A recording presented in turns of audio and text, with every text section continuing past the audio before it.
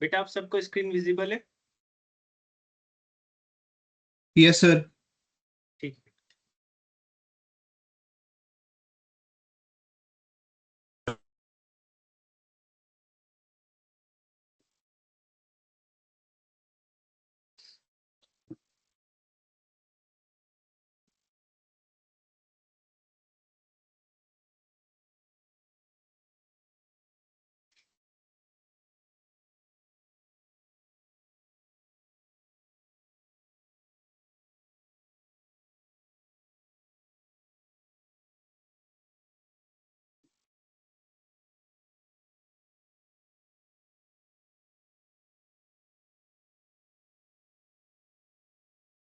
तो बेटा last class में मैंने आपको बताया था कि जो इनकम फ्रॉम सैलरी होती है उसकी हम कैलकुलेशन कैसे करते हैं। तो उसमें हमने कुछ चीजें देखी थी कि जैसे कि सैलरी के कुछ कंपोनेंट्स होते हैं, जैसे कि आपके अलाउंसेस होते हैं, परक्विजिट्स होते हैं। जब हम इन सब का टोटल कर देते हैं तो हमारे को मिल जाती है ग्रॉस सैलरी।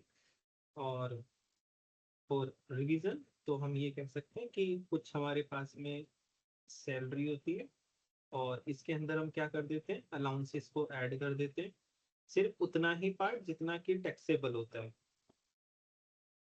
और इसके अंदर हम और चीजें ऐड करते हैं, जैसे कि परकेजिट्स को हम ऐड करते हैं, सिर्फ टैक्सेबल वैल्यू को। और कुछ अदर कंपोनेंट्स होते हैं जैसे कि रिटायरमेंट बेनिफिट्स, ग्रेचुटी, पेंशन, ये सब चीजें। और जो भी हमारे को मिलती है उसको हम क्या बोलते हैं, ग्रॉस सैलरी बोलते हैं।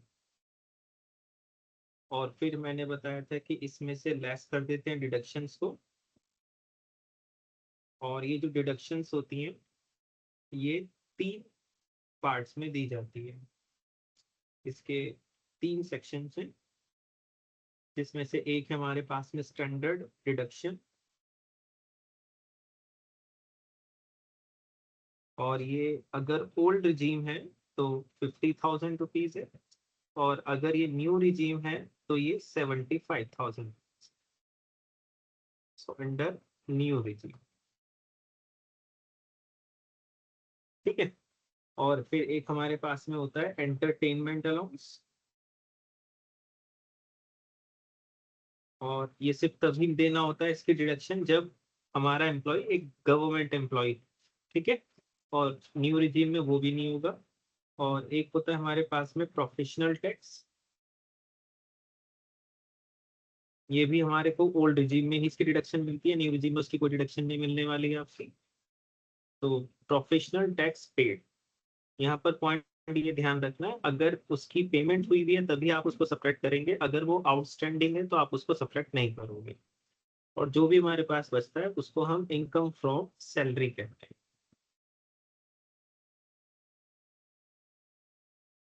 ठीक है। और फिर मैंने आपको कुछ अलाउंसेस बताए थे कि कुछ अलाउंसेस ऐसे हैं जो कि फुल्ली टैक्सेबल है, जैसे कि डीएनएस अलाउंस होता है, जैसे कि मेडिकल अलाउंस होता है, सर्वेंट अलाउंस होता है, ठीक है, वार्डन अलाउंस होता है। ये सब 100% टैक्सेबल होते हैं, इन पे गवर्नमेंट आपको कोई भी एग्जेम्पशन या किसी कटौती नहीं देती है। ठीक है। और एक हमने एचआरए भी पढ़ा था। क्या हमने एचआरए पढ़ लिया था लास्ट क्लास में?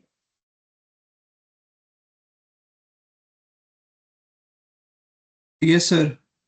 ठीक है।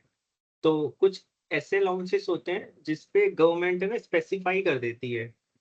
तो और कुछ ऐसे अलाउंसेस होते हैं जिसके अंदर में गवर्नमेंट ना आपको ये बोलती है कि आप कितना एक्सपेंडिचर करोगे उस अलाउंसेस से, उस पर डिपेंड होगा कि हम आपको कितनी एग्जेम्पशन देंगे। ठीक है। तो मैं आपको कुछ अलाउंसेस की यहाँ पर लिस्ट लिख पा रहा हूँ। तो ये वो अलाउंसेस हैं जिनमें जो एग्जेम्पशन होती है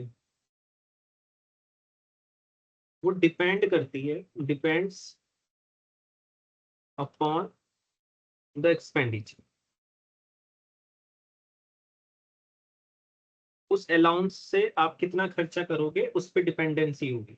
तो इसमें से एक हमारे पास अलाउंस होता है, इसको हम बोलते हैं ट्रैवलिंग अलाउंस।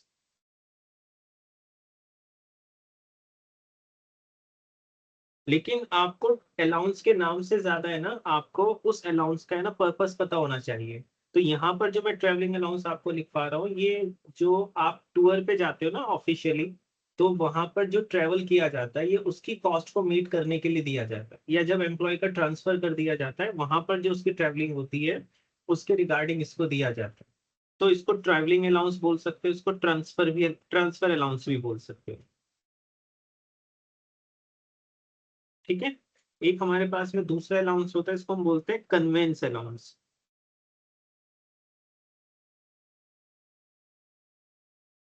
तो जो हमारे पास में कन्वेंस अलाउंस होता है ये एक तरह का मनी है जो इसलिए दिया गया है कि आप अपनी ऑफिशियल ड्यूटीज को परफॉर्म कर पाओ। ठीक है ना। जैसे एग्जांपल के लिए मान लीजिए कि मिस्टर ए है, मिस्टर ए कहीं पर काम करते हैं। अब उसके एम्प्लॉयर ने उसको बोला कि जाओ ये काम कर दो ऑफिशियली, तो वहां पर जाने पे भी ट्रेवलिंग का खर्चा होगा, उसके लिए उसको कन्वेंस अलाउंस दिया जा सकता है। ठीक है। एक हमारे पास में होता है डेली अलाउंस। अपने रोजमर्रा के कामों को करने के लिए आपको क्या दिया जाता है, डेली अलाउंस दिया जाता है। बट लेकिन ये रोजमर्रा के काम करने कहाँ बने आपको, ये करने जब आप टूर पे गए हुए थे। ठीक है। या फिर आप अपनी ड्यूटीज को परफॉर्म करते टाइम पर जो खर्चे करोगे वो डेली अलाउंस से आप खर्चे कर सकते हो। एक है हमारे पास में हेल्पर अलाउंस। ये आपको नाम से ही पता चल रहा होगा कि आप एक हेल्पर रख लीजिए और उस हेल्पर की जो भी खर्चे होंगे वो आप इससे पेमेंट कर देना। एक हमारे पास अलाउंस होता है, इसको हम बोलते हैं रिसर्च अलाउंस। जैसे कि साइंटिस्ट्स होते हैं या फिर टीचर्स होते हैं, उनको रिसर्च अलाउंस दिया जा सकता है ताकि वो अपनी रिसर्च को क्या कर पाए, परफॉर्म कर पाए। एक होता है हमारे पास में यूनिफॉर्म अलाउंस। यूनिफॉर्म अलाउंस नाम से ही पता चल रहा होगा कि इस तरह के अलाउंसेस जो कि आपको अपनी यूनिफॉर्म को मेंटेन करने के लिए दिए जाते हैं। ठीक है। तो इन अलाउंसेस के केसेस में आपको क्या करना है, ये चेक करना है कि एम्प्लॉयर ने कितना दिया और इसमें से आपने कितना खर्च कर दिया। तो जो भी लोअर फिगर होती है ना उसको गवर्नमेंट एग्जेम्प्ट कर देती है। तो जो एग्जेम्पशन मिलती है ना इसके अंदर, यानी कि गवर्नमेंट कितनी अमाउंट पे टैक्स नहीं लेगी, वो इक्वल होती है कि आपको मिला कितना, अमाउंट ऑफ अलाउंस कितना था, और आपने उसमें से खर्चा कितना किया, एक्सपेंडिचर कितना था। इन दोनों में से जो भी लोअर अमाउंट होगा, विच एवर इज लोअर, वो क्या कर दिया जाएगा, टैक्स फ्री कर दिया जाएगा, एग्जेम्प्ट कर दिया जाएगा। बताइए यहां तक बात समझ में आती है आपको। Yes sir. ठीक है। एक एग्जांपल से हम इसको समझ लेते हैं। मान लो कि मिस्टर एक्स है, मिस्टर एक्स को अलाउंस मिलता है, गेट्स अलाउंस। ठीक है। For maintaining uniform. तो पर्पस क्या है इसका, यूनिफॉर्म को मेंटेन करने का। तो बताओ ये कौन सा अलाउंस हो गया फिर, यूनिफॉर्म अलाउंस हो गया। यूनिफॉर्म ठीक है। अलाउंस। तो इसकी जो अमाउंट है, अमाउंटिंग रुपीज से 12,000 रुपीज पर मंथ मिलता है इसको। और ये यूनिफॉर्म को मेंटेन करने में जो एक्सपेंडिचर कर देता है, खर्चा कर देता है, वो है रुपीज 10,000 पर। तो जो टैक्सेबल अमाउंट होगी, जितना पार्ट सैलरी में जुड़ेगा, तो taxable uniform allowance is equal to कितना मिला आपको, 12,000 रुपीज मिल रहा है एक महीने में, माइनस कर देंगे इसमें से एग्जेम्पशन को। तो एग्जेम्पशन बताओ कितने के बराबर है, amount of allowance, amount of expenditure whichever is lower. तो बताओ 12,000 is the amount of allowance, 10,000 is the amount of expenditure, lower amount बताओ क्या है इसमें से, 10,000। 10,000। तो 12 से मल्टीप्लाई कर दो ताकि एक साल का निकल आए। तो कुल मिलाकर 2,000 × 12 तो 24,000 रुपये, 24,000 रुपीज आपकी सैलरी में ऐड हो जाएंगे।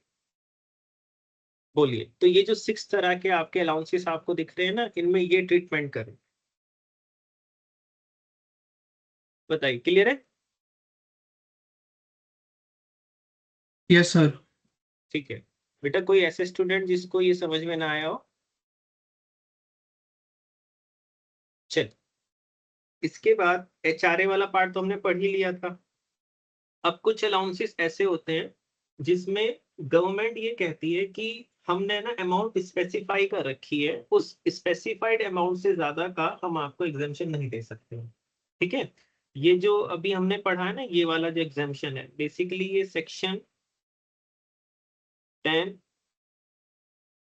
की क्लॉज नंबर 14 के अंदर में हमारे ये ना एग्जाम्शन हमारे को मिलती है। और ये जो बाकी अमाउंट और ये सब कुछ हमें दिया जाता है, ये सब कुछ दिया जाता है रूल 2BB के अंदर दिया जाता है। ठीक है। और इसी तरीके से हमारे पास में एक स्पेसिफाइड वाला और है।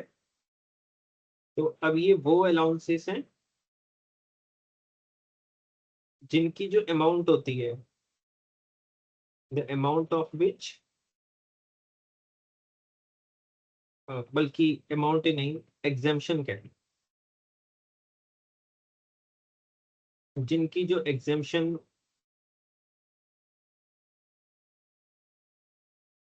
वो स्पेसिफाइड होती है। देखिए वैसे तो बहुत सारे हैं, तो मैं आपको बस इंपॉर्टेंट वाले जो हैं वो बता दूंगा, और जो बड़े ही फेमस हैं और आमतौर पर ये लोगों की जिंदगी में आते रहते हैं। इसमें से एक अलाउंस हमारे पास है, इसको हम बोलते हैं चिल्ड्रन एजुकेशन अलाउंस। बताओ, नाम से ही पता चल रहा होगा कि क्यों मिलता होगा, ताकि आप अपने बच्चों को पढ़ा पाए। एक होता है हमारे पास में हॉस्टल एक्सपेंडिचर अलाउंस। जो एम्प्लॉय है, उसके बच्चे हॉस्टल में हैं, उसका खर्चा पूरा करने के लिए हॉस्टल एक्सपेंडिचर अलाउंस हम आपको दे सकते हैं।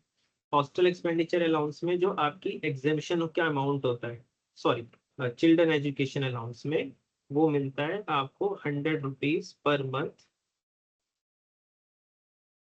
पर चाइल्ड। ठीक है।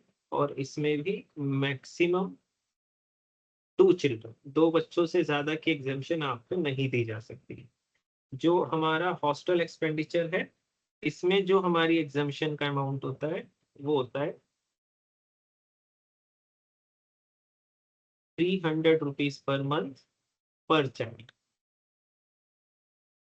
और इसमें जो हमारा मैक्सिमम है वो भी 2 बच्चों का है। यानी कि सेम ही है, बस फर्क है अमाउंट का।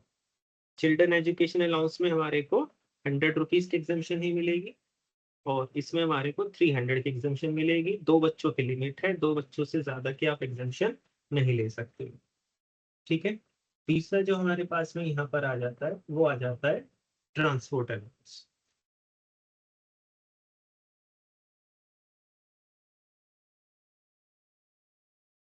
ठीक है। ये वाला ट्रांसपोर्ट अलाउंस है ना, बहुत ही फेमस है। तो ये आपको बड़े ध्यान से समझना चाहिए कि हमारे को क्यों दिया जा रहा है। ठीक है। इसके लिए ना आप ऐसे समझ लो कि एक एम्प्लॉय है, ये उसका हाउस है, ये उसका घर है, और ये उसका ऑफिस है या प्लेस ऑफ जॉब है। तो यहाँ से लेकर यहाँ तक की ट्रेवलिंग, और ऑफिस से लेकर घर तक की ट्रेवलिंग जो होती है, इसमें जो खर्चा होगा ना, उसके लिए आपको ट्रांसपोर्ट अलाउंस दिया। ठीक है। जबकि हमने ऊपर भी पढ़ा था कि एक ट्रैवलिंग अलाउंस लिखा हुआ था, लेकिन ये ट्रैवलिंग अलाउंस घर से ऑफिस और ऑफिस से घर के लिए नहीं दिया जाता। ये दिया जाता है कि जब आप टूर पे गए या फिर जब आपका ट्रांसफर कर दिया गया तो वहां पर ट्रैवलिंग हुई। और ये कन्वेंस अलाउंस तब दिया जाता है कि जब आप ऑफिशियल वर्क के लिए गए थे, तो वहां पर जो आप काम कर रहे थे, ट्रैवलिंग कर रहे थे, उसके लिए। जबकि ये वाला क्या है, जो घर से ऑफिस, ऑफिस से घर का दिया जाता है। बताओ, यहाँ तक बात समझ में आती है?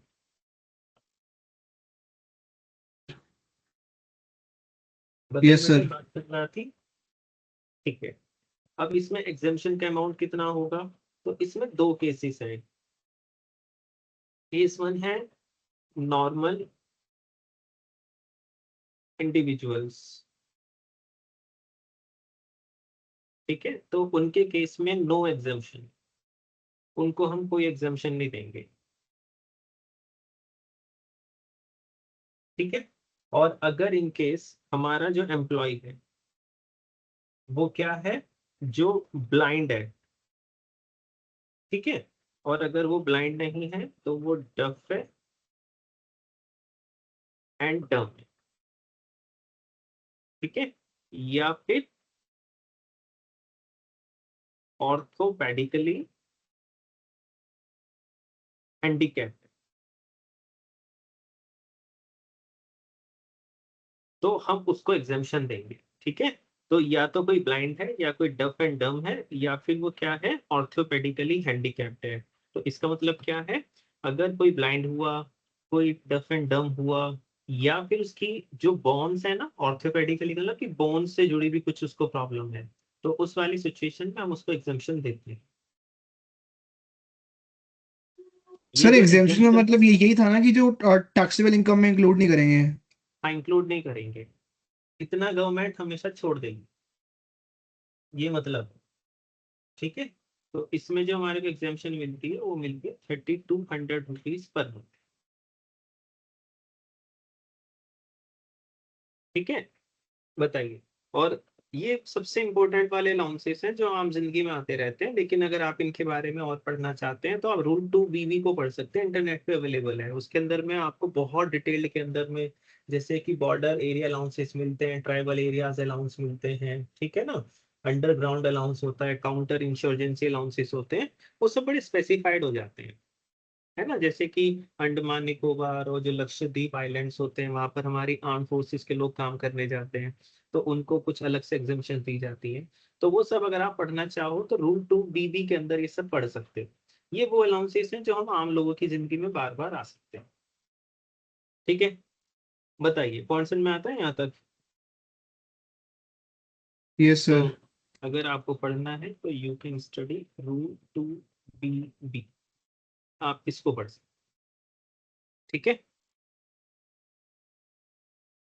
तो अब यानी कि जब भी हम यहाँ पर कुछ जोड़ेंगे ना, तो वो इन अलाउंसेस के हिसाब से जोड़ेंगे जो भी हमने ऊपर लिखा है। ठीक है, उसके बाद स्टैंडर्ड डिडक्शन की तो प्रॉब्लम ही नहीं है। 50,000 रुपीज ओल्ड रिजीम में दे दीजिएगा, 75,000 रुपीज उसको न्यू रिजीम में दे दीजिएगा।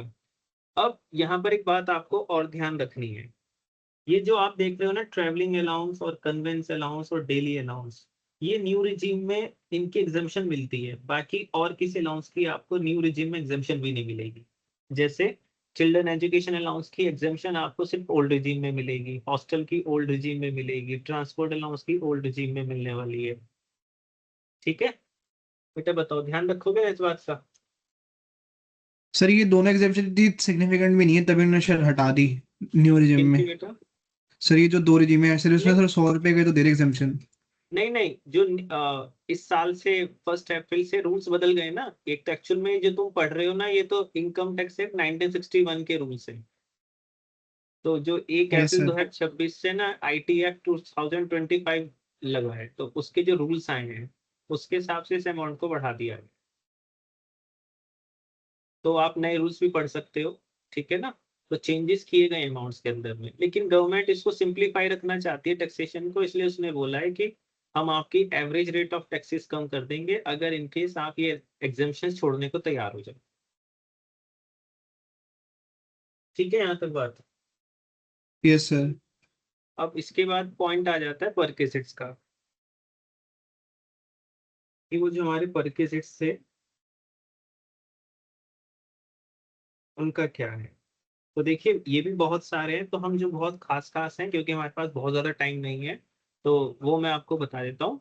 और जो हम आम जिंदगी में लोग ही आते रहते हैं, और जनरल नॉलेज के लिए भी वो काफ़ी सही है, आपको पता होने चाहिए। ठीक है,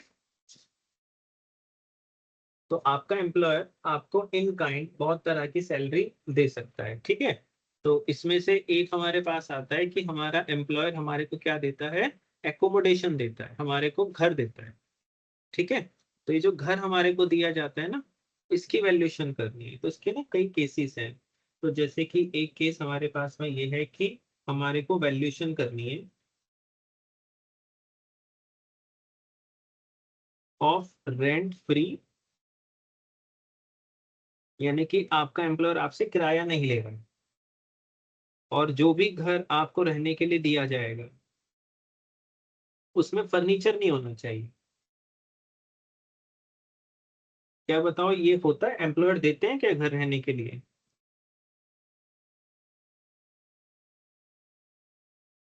यस सर। Yes sir. देते हैं ना। तो अब वो तो काइंड में होता है इसका मतलब, लेकिन अब इसको वैल्यू कैसे करेंगे। तो इसका जो वैल्यूएशन है वो हमारे को रूल 3 के अंदर में बताया गया है। ठीक है, तो इसके अंदर में केसेस हैं। तो केस 1 है कि जो हमारा एम्प्लॉय है ना वो कौन है। अगर वो एम्प्लॉय सेंट्रल गवर्नमेंट के लिए काम करता है, यानी कि सेंट्रल गवर्नमेंट एम्प्लॉय है, या फिर वो स्टेट गवर्नमेंट एम्प्लॉय है, तो उनके केस में क्या होता है, उनको जो क्वार्टर्स मिलते हैं या जो उनको एकोमोडेशन मिलता है, उसकी जो वैल्यू होती है वो वैल्यू बराबर होती है कि जो भी गवर्नमेंट ने ना लाइसेंस फी डिसाइड की हुई है, उसको हम उस परक्विजिट की क्या कहते हैं, वैल्यू कहते हैं। ठीक है यहाँ तक।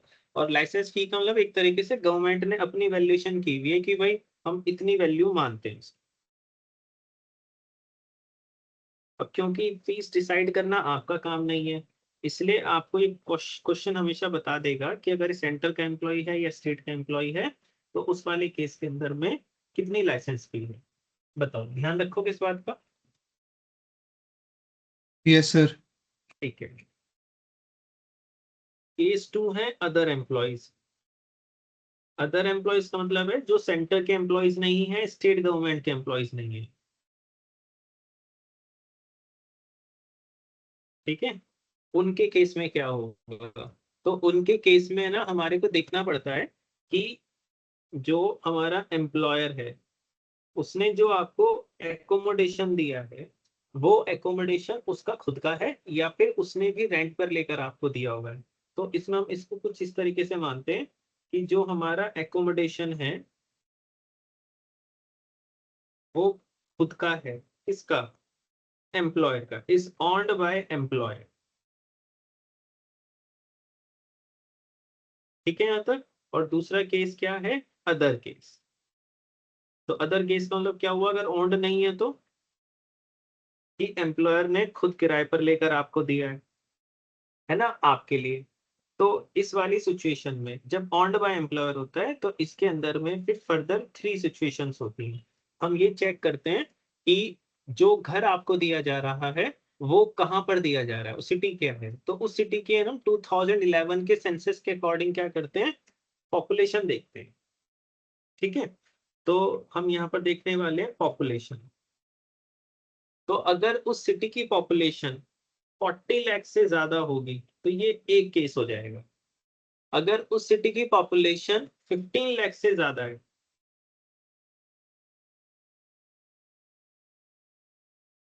15 लाख से ज्यादा है,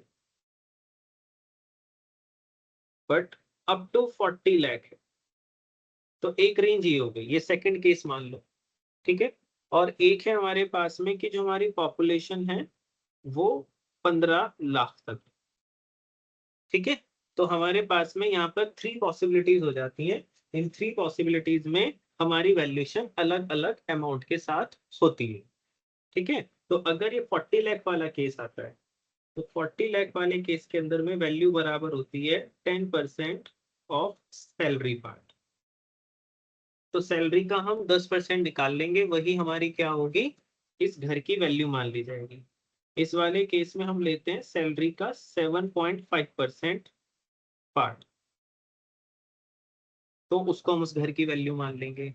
और इस वाले केस में जो अगला वाला पार्ट है इसमें हम मानते हैं इसका 5% ऑफ सैलरी। ठीक है। और ये जो आप पॉपुलेशन चेक करोगे कौन से सेंसस के अकॉर्डिंग करोगे,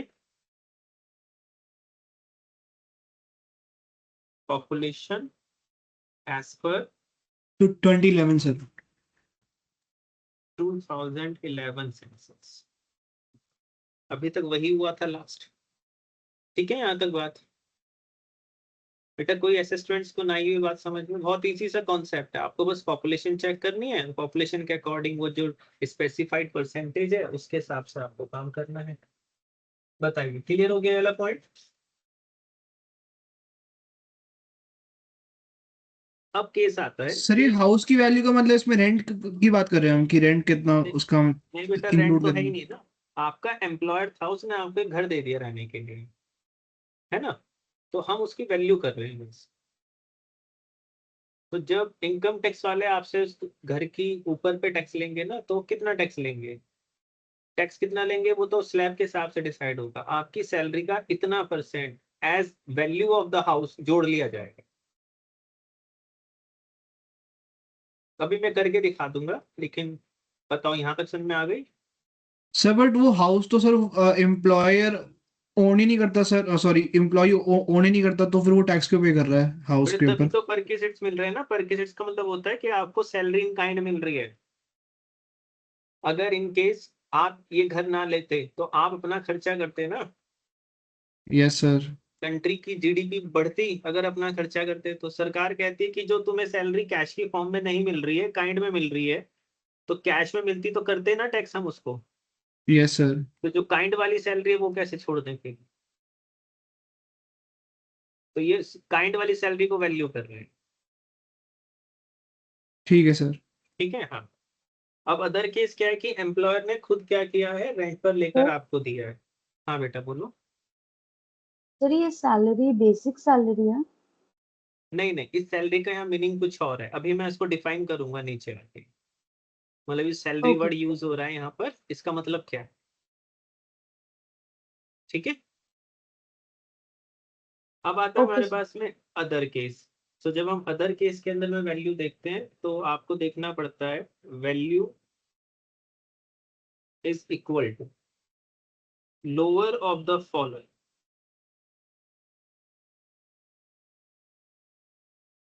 हम नीचे दो अमाउंट निकालेंगे, इनमें से जो भी लोअर आएगा वही हम इसकी वैल्यू बना देंगे। तो the point is 10% of salary respective of the population. ठीक, और दूसरा हम लेंगे कि जो हमारा एम्प्लॉयर है उसने कितना लीज रेंट दिया हुआ है, चाहे पेड हो चाहे पेबल हो, मतलब चाहे एम्प्लॉयर ने भर दिया हो या ना भर। ठीक है।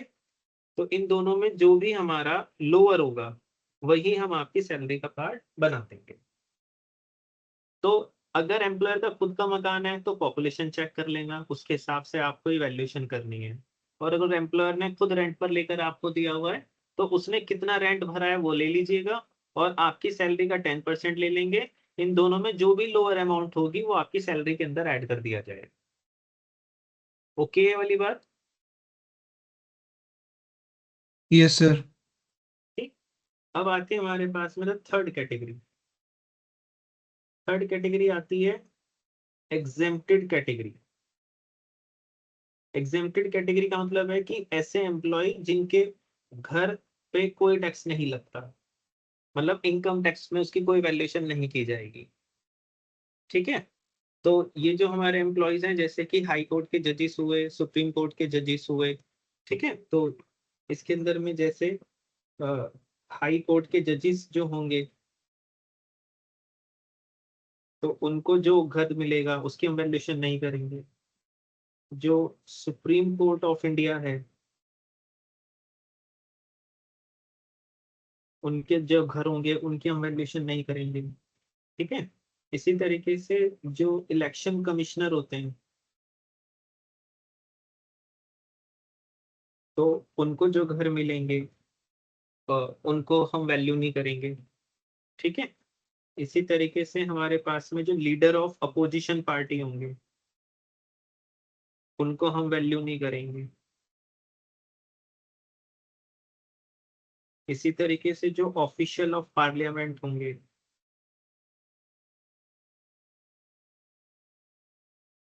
उनको हम वैल्यू नहीं करेंगे। ठीक। और इसी तरीके से हमारे पास में जो यूनियन मिनिस्टर होंगे उनको भी हम क्या नहीं करने वाले, वैल्यू नहीं करेंगे।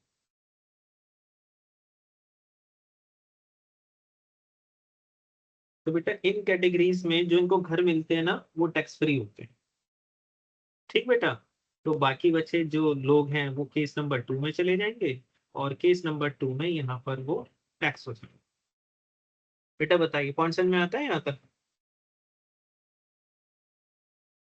Yes sir.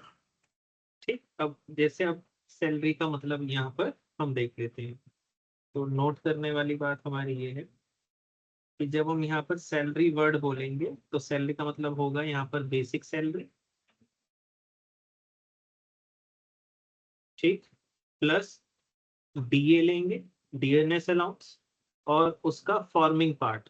ये मैंने आपको लास्ट क्लास में समझा दिया था कि फॉर्मिंग पार्ट हम किसको बोलते हैं। ठीक है। Plus all the allowances.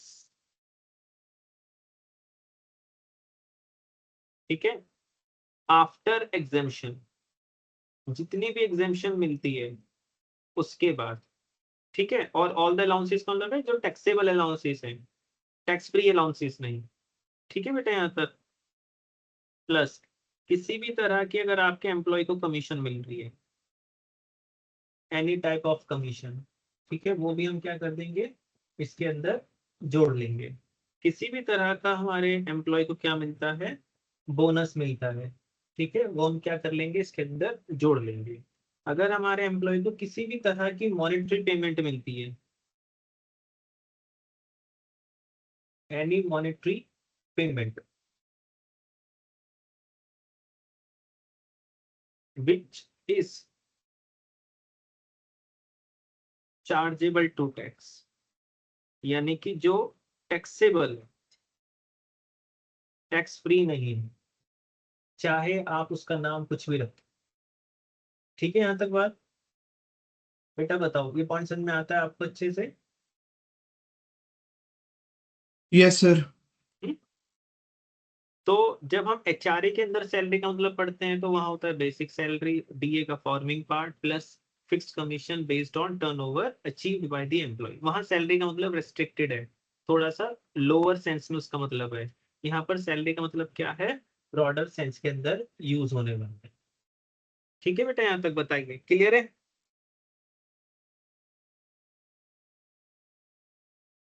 Yes sir. चलो, अब एक एग्जांपल से देख लेते हैं।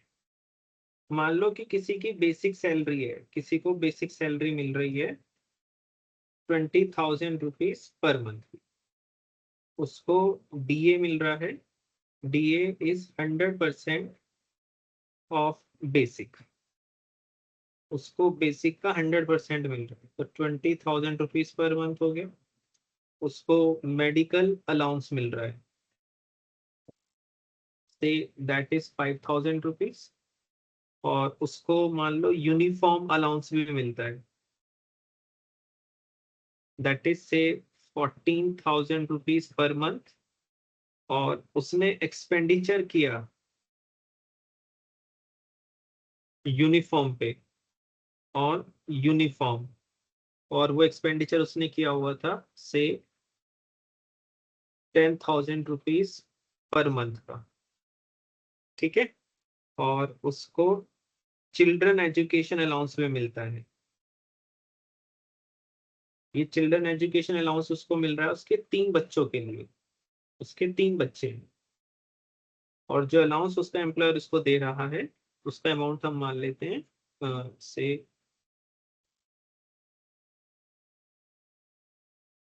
3,000 रुपीज पर मंथ पर चाइल्ड। ठीक है, यहाँ तक बात। और एक उसको दिया गया है रेंट फ्री अनफर्निश्ड एकोमोडेशन, जो कि ओन्ड बाय एम्प्लॉयर है।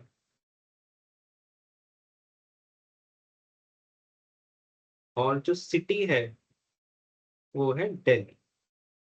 ये हमारे को दी गई है, ठीक है, पार्ट दिया गया है।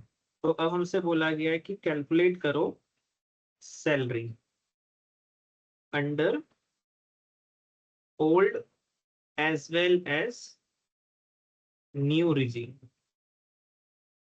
आपको नई रिजीम में भी बतानी है और न्यू रिजीम में भी बतानी है। ठीक है, यहाँ तक। तो हम पहले ओल्ड रिजीम के हिसाब से सैलरी निकालें। तो बताओ, सबसे पहले हम क्या लिखते हैं, फॉर्मेट मैंने बता ही रखा है। हम लिखते हैं बेसिक सैलरी। बताओ मेरे एम्प्लॉय को कितनी सैलरी मिल रही है बेसिक के नाम पे? 20,000 सर। 20, तो ये कितना हो जाएगा, 2,40,000। फिर आता है डीए। डीए 100% टैक्सेबल होता है, उस पे गवर्नमेंट कोई भी एग्जाम्पशन नहीं देती। ये बात हमने यस लास्ट सर। क्लास में देखी थी। तो it was 20,000 rupees per month, तो एनुअल फिगर इतनी हो जाएगी। तो हमने दो अमाउंट तो यहाँ पर ट्रीट कर ली, बेसिक भी ट्रीट कर ली, डीए भी ट्रीट कर लिया। मेडिकल अलाउंस बताओ कौन सी कैटेगरी में होता है?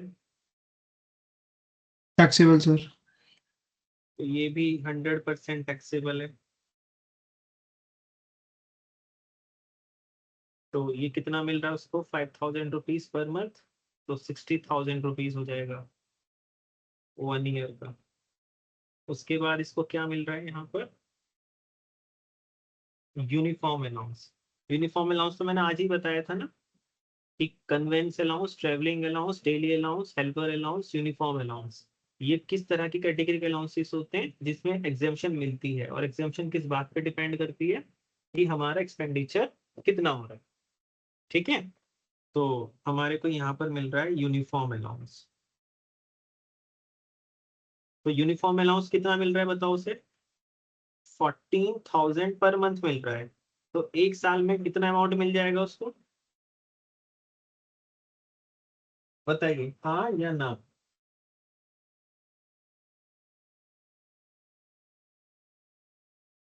तो टोटल अमाउंट कितना मिलेगा इसे, 1,68,000। 1,68,000। ठीक, अब इसमें हम उसको क्या देने वाले हैं, एग्जेम्पशन देंगे। बताओ एग्जेम्पशन का फॉर्मूला क्या था, जो मैंने ऊपर लिखवाया था आज ही, amount of allowance, amount of expenditure whichever is lower. तो इसने कितना खर्चा किया है यूनिफॉर्म के ऊपर, 10,000। तो बताओ 14,000 रुपए का अलाउंस है, 10,000 रुपीज का आपका खर्चा है, तो लोअर फिगर क्या है, 10,000 सर। 10,000। तो एग्जेम्पशन मिलेगी 10,000 रुपीज की। 12 से मल्टीप्लाई कर लीजिए तो आपको मिल जाएगी 1 साल की फिगर। तो जैसे ही आपको ये वैल्यू पता चली कि कितनी है, आप इसको बाहर निकाल लीजिए, और जैसे ही आप इसको बाहर निकालेंगे तो आपको पता चल गया कि 48,000 रुपीज का यूनिफॉर्म अलाउंस टैक्सेबल है।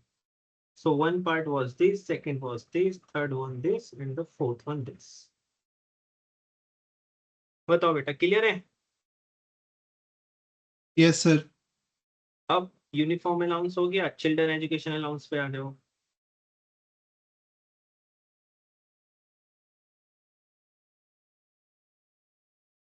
कितने बच्चे हैं इसके, 3 बच्चे हैं। तो हर एक बच्चे के लिए कितना मिल रहा है, 3,000 रुपीज पर मंथ मिल रहा है। तो 3,000 रुपीज पर मंथ, तो एक साल का इतना होगा। 3 बच्चों के लिए इतना अमाउंट मिलना चाहिए, बताइए। Yes sir.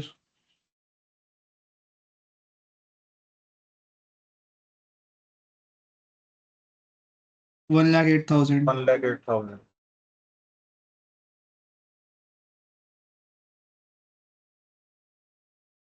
Sir condition applied है इसमें क्या बेटा, कि जो सेकंड चाइल्ड होगा वो हाँ ट्विंस होगा। अच्छा यदि ठीक है। 3 बच्चे के लिए दे रहे हैं, या तो एक बार में बहुत सारे हो जाए मल्टीपल, हाँ या सेकंड जो है पहला 1 और सेकंड ट्विंस हो या मल्टीपल्स हो, तो जितने हैं रवि, सबके मिलेंगे। रवि आप एक बात बताएंगे, आप मुझे कोट कर सकते हैं, आप एक कौन से रूल को रेफर कर रहे हैं। सर सीए क्लेम ही मिलता है उसी के हिसाब से। आप जो ट्विंस वाला पॉइंट बता रहे हैं ना, हाँ ये ट्विंस वाला पॉइंट एलटीसी के अंदर, नहीं सर, आप मुझे कोई एलटीसी रूल में तो वो उसका मैं वो भेज देता हूँ रूल का कॉपी।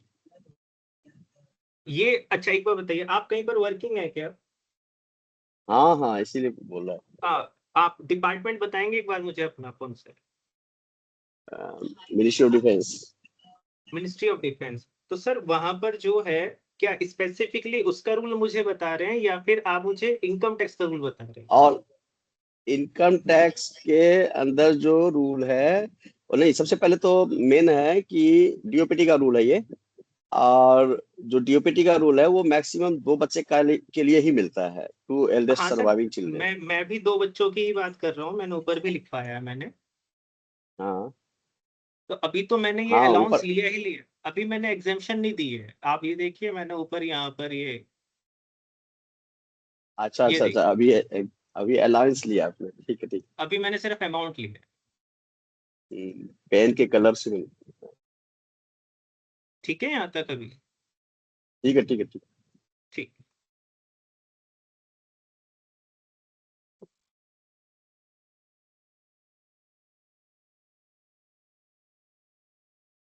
तो यहाँ पर हम एग्जाम्पशन देने वाले हैं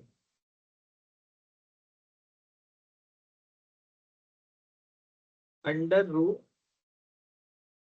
2BB, ठीक। और जब रूल 2BB की आप एग्जाम्पशन दोगे वो 100 रुपीज पर मंथ पर चाइल्ड है, बट मैक्सिमम 2 चिल्ड्रन। अब ठीक है रवि सर?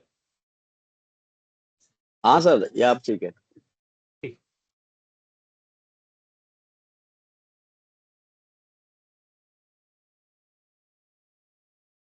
तो 2400 रुपीज की आपको यहाँ पर एग्जाम्पशन मिलेगी, ठीक है। और जब आपको ये एग्जाम्पशन मिलेगी तो जो बाकी बचा वो आप टैक्स कर दीजिए, आपकी सैलरी का पार्ट बन जाएगा। So it will become 1,05,600। तो हमारा जो यूनिफॉर्म वाला पार्ट था, चिल्ड्रन एजुकेशन वाला पार्ट था, वो ओवर हो गया। अब इसके बाद आते हैं हमारे पास में रेंट फ्री अनफर्निश्ड एकोमोडेशन, जो घर आपको दिल्ली में दिया गया है, ठीक है। अब मुझे बताओ, यहाँ पर हमें पता है कि जो हमारा एम्प्लॉय है वो सेंट्रल गवर्नमेंट का है या स्टेट गवर्नमेंट का है, कौन सा है? No sir. तो हम जबरदस्ती तो मान नहीं सकते कि वो सेंटर के होंगे या स्टेट के होंगे, तो हम ये मानकर चलेंगे कि वो अदर एम्प्लॉय की कैटेगरी में होंगे। क्या हम इनको मान ले वो हाई कोर्ट के जज हैं, सुप्रीम कोर्ट के जज हैं, लीडर ऑफ अपोजिशन है, वगैरह वगैरह?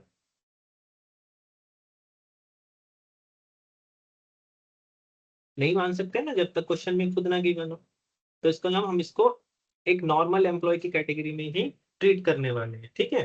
तो अब जरा उसमें आ जाओ। तो अभी मैंने आपको ऊपर रूल लिखवाया था ना कि रेंट फ्री अनफर्निश्ड एकोमोडेशन के केस के अंदर में अगर एम्प्लॉयर का खुद का घर होगा तो आप ये देखोगे कि जिस जगह पे घर दिया जा रहा है वहां की पॉपुलेशन कितनी है। तो बताओ, घर दिल्ली में दिया जा रहा है, क्या लग रहा है 2011 के सेंसस के हिसाब से दिल्ली की पॉपुलेशन कहाँ फॉल करेगी? 10% वाले में सर। 10% वाले में, यानी कि 40 लाख से ऊपर वाले में। तो यानी कि बस मुझे अपनी सैलरी निकालनी है, उस सैलरी का कितना परसेंट निकाल देना है मुझे? वैल्यू ऑफ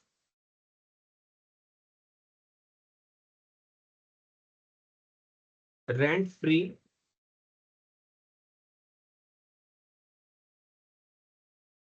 अनफर्निश्ड एकोमोडेशन, ठीक है। अभी जो रेंट फ्री अनफर्निश्ड एकोमोडेशन है, इसकी वैल्यू तो हमें पता है ना कि 10% ऑफ किसका निकालना है? सैलरी का निकालना है। तो अब वो मुझे सैलरी वर्ड देखना है यहाँ पर कि वो मेरा सैलरी का अमाउंट कितना है। उसके लिए हम एक वर्किंग नोट बना लेते हैं, ठीक है। तो मैंने ऊपर आपको लिखवाया ना कि सैलरी का मीनिंग क्या क्या है जब आप पर केसेस की वैल्यूएशन करोगे। So it was equal to the basic salary. तो बेसिक सैलरी बताओ कितनी है? 2,40,000। सो 2,40,000 रुपीज की बेसिक सैलरी हो गई। प्लस मैंने आपको क्या लिखवाया था? डीए का forming part.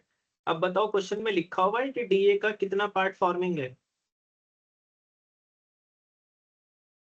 Yes sir, hundred कहाँ लिखा परसेंट हुआ है? भाई तो वो तो ये बता रखा है डीए कितना है, ये नहीं बताया हुआ कि डीए का कितना पार्ट फॉर्मिंग है। तो जब क्वेश्चन में ना लिखा हो ना कि डीए का कितना पार्ट फॉर्मिंग है, तो आप हमेशा उसको नॉन फॉर्मिंग ही मानोगे। इसलिए मैं इस क्वेश्चन के अंदर में डीए ऐड नहीं कर रहा हूँ, मतलब वर्किंग नोट वाली सैलरी को निकालने के लिए। एग्रीड? सभी बच्चों की बात समझ में आ गई ना? अगर डीए के साथ नहीं लिखा हुआ है ना कि कितना परसेंट फॉर्मिंग पार्ट है, तो आप अजम्पशन लगाएंगे कि वो नॉन फॉर्मिंग रहा होगा, ठीक है। चलो, उसके बाद मैंने लिखवाया था डीए का फॉर्मिंग पार्ट प्लस कोई भी अलाउंसेस आफ्टर एग्जाम्पशन, कोई भी कमीशन, कोई भी बोनस, कोई भी मॉनेटरी पेमेंट जिस पे टैक्स लगता हो। तो मुझे बताओ, ये सारे allowances, medical allowance, uniform allowance, children education allowance, ये सब आपको जोड़ लेने चाहिए इसका मतलब फिर। तो बताओ मेडिकल अलाउंस कितना जोड़ा है हमने? 60,000। तो 60,000 रुपीज ये ऐड कर लीजिए। फिर एक अलाउंस हमने और जोड़ा, वो अलाउंस कौन सा था? Uniform allowance. आफ्टर एग्जाम्पशन जोड़ना है आपको, तो आफ्टर एग्जाम्पशन बताओ यूनिफॉर्म अलाउंस कितना है? 48,000। 48,000 रुपीज। तो 48,000 रुपीज आप ये ले लीजिए, प्लस उसके बाद में चिल्ड्रन एजुकेशन अलाउंस ले लीजिए आफ्टर एग्जाम्पशन। तो आफ्टर एग्जाम्पशन कितना है हमारे पास में? 1,05,600, ठीक है।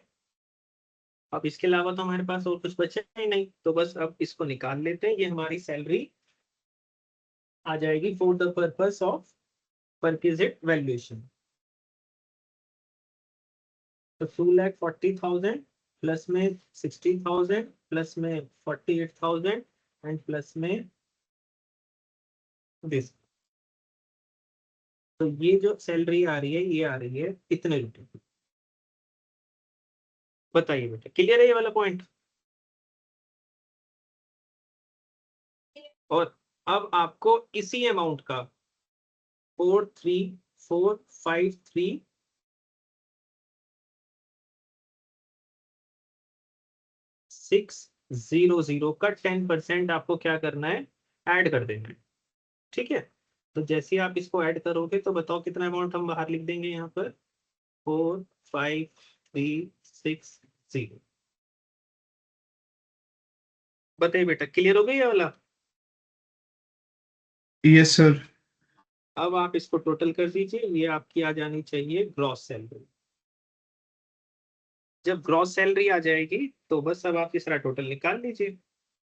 तो 2,40,000 एक, 2,40,000 एक, 60,000 रुपीज एक, 48,000 रुपीज एक, और 105,600 एक, और एक ये जो नीचे वैल्यू आ गई है 45360 ये।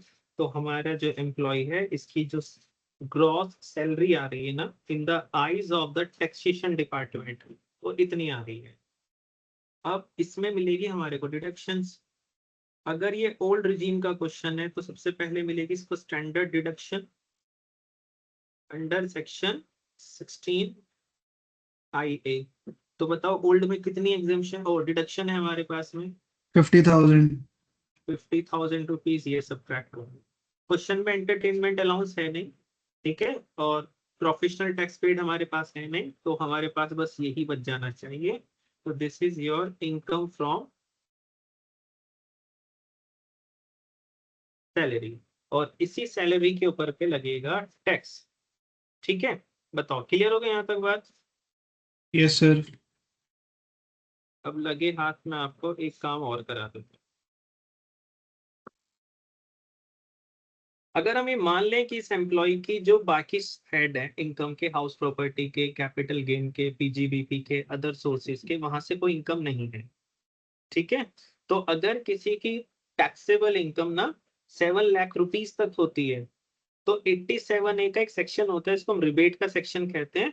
उस रिबेट की वजह से ये टैक्स कंप्लीटली सैलरी के ऊपर पे जीरो हो जाए। ठीक है बेटा, ध्यान रखोगे ना इस बात का?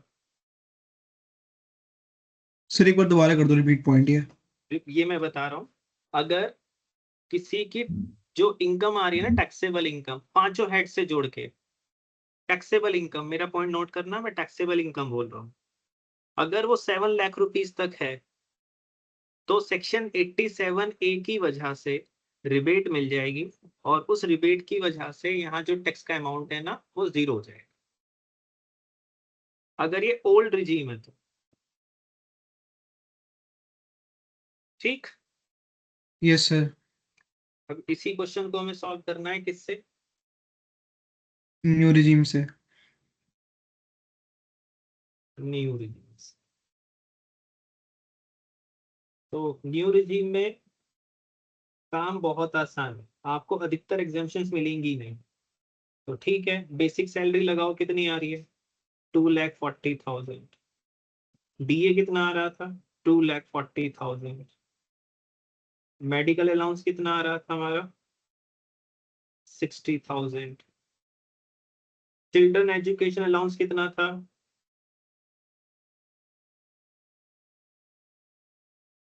3,000 रुपीज पर मंथ, 3 बच्चों के लिए। तो ध्यान से 1,08,000। सुनना, न्यू रिजीम के अंदर में ना आपको कोई एग्जाम्पशन नहीं मिलेगी। तो चिल्ड्रन एजुकेशन अलाउंस की जो 100 रुपए वाली बात थी ना, ये जो हमने यहाँ माइनस किए हुए थे ये वाले, ये एग्जाम्पशन नहीं मिलने वाली है आपको। तो 1,08,000 के पूरे 1,08,000 बाहर हो जाएंगे। ठीक है, इसी तरीके से यूनिफॉर्म अलाउंस पे आ जाओ। यूनिफॉर्म अलाउंस पे भी आपको एग्जाम्पशन नहीं मिलने वाली। तो 14,000 रुपए इसको मिल रहे थे, तो निकाल लो। तो 1,68,000। ओके हो गई।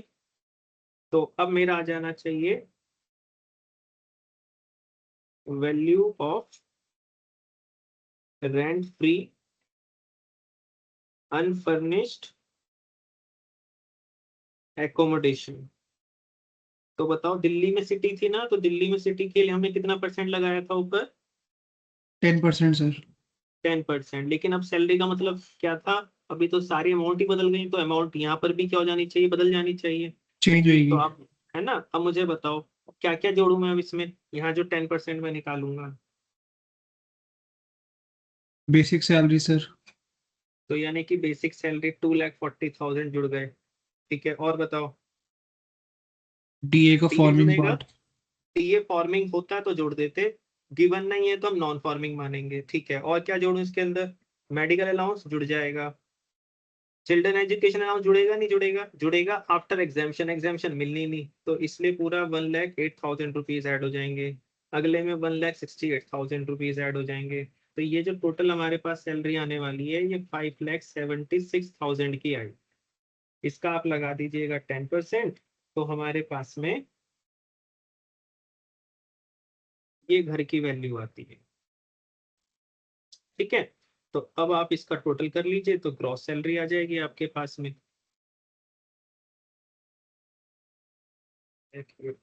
सर ये लास्ट में होगा कैलकुलेट वैल्यू ऑफ बेटा, रेंट फ्री। बेटा लास्ट में मैं इसलिए कर रहा हूँ क्योंकि जब तक मेरे अलाउंसेस पूरे कवर नहीं होंगे तो मैं सैलरी का ये नंबर कहाँ से लाऊं? है ना, आप उसे ये सब रखो मतलब कहीं सारे भी। अलाउंसेस ऐड करने के बाद ही हम ये निकालेंगे बिल्कुल फाइनल अमाउंट। हाँ, इसका मतलब अलाउंसेस का ट्रीटमेंट हमें पहले कर लेना चाहिए ना। ये आ रही है बेटा इनकम 8,73,600 की। This is your gross salary. अब इसमें से लेस कर दीजिए standard deduction under section 16IA। New regime कर रहे हैं, तो न्यू रिजीम में अमाउंट कितना है? 75,000। 75,000। सो 75,000 रुपये घटा दीजिए, तो ये इनकम आती है मेरे पास में 7,98,600 rupees. So this is your income from salary.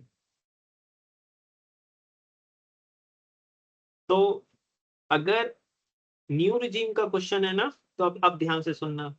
87A के अंदर में रिबेट मिलेगी, लेकिन तभी मिलेगी अगर आपकी टैक्सेबल इनकम 12 लाख रुपीज तक है। ठीक है, यहां तक बात। Yes sir. और ओल्ड रिजीम में आपको कब मिलने वाली है रिबेट? 7 लाख। जब 7 लाख तक है। ठीक है बेटा, बताइए कोई ऐसा स्टूडेंट जिसको ना आया हो समझ में? सर ये जो हमने सर पांचों हेड सैलरी से मिला करके निकाली कह है रहे हो ना इसमें भी आप? हाँ हाँ, पांचों हेड से मिलाकर है। और वो भी तभी मिलेगी जब आप रेजिडेंट होंगे। अगर आप एनआरआई होंगे ना, तो ये रिबेट नहीं मिलती थी। Okay sir. हाँ, मुझे बोलिए, कोई कुछ पूछ रहा था अभी? सर ये अपने जो 5,76,000 का अमाउंट निकाला है, एक बार ये रिपीट कर देंगे? ये वाला? सर इससे ऊपर जो 10% निकाला है ना हमने, वैल्यू अच्छा, ऑफ ये रेंट वाला। फ्री। ये तो बस मैंने ये 2,40,000, 60,000, 1,08,000, 1,68,000 इसको जोड़कर निकाला। ये अमाउंट टोटल कर दी है, तो ये अमाउंट आ गई। ओके। ठीक है, हमें अलाउंसेस आफ्टर एग्जामेशन लेने होते हैं। न्यू रिजीम में मोस्ट ऑफ द अलाउंसेस में एग्जामेशन है ही नहीं, 3 अलाउंसेस को छोड़कर। क्लियर हो गया यहाँ तक बात? तो अब क्या है, यस सर। जो असेसमेंट ईयर 26 to 27 रहा है, वहां पर ये by default he new regime है, जब तक कि हमारा एम्प्लॉय खुद ना कह दे एम्प्लॉयर को जाकर कि मुझे ओल्ड रिजीम लेनी है।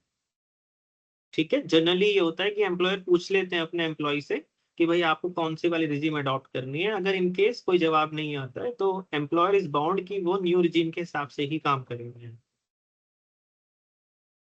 बताइए बेटा, पॉइंट क्लियर हो गया? Yes sir. तो अगर मैं मान लूं कि इसकी बाकी हेड से इनकम नहीं है, तो इसकी फिर टोटल इनकम पांचों हेड से कितनी आ जाएगी न्यू रिजीम के अंदर?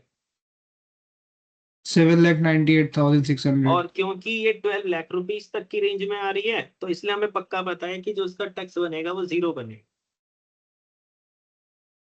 रिबेट के बाद। ठीक है। Yes sir.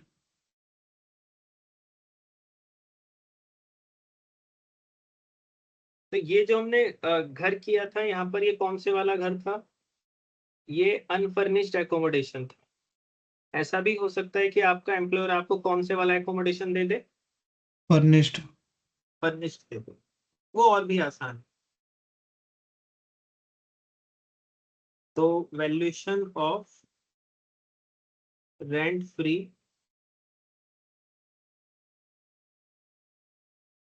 Furnished accommodation.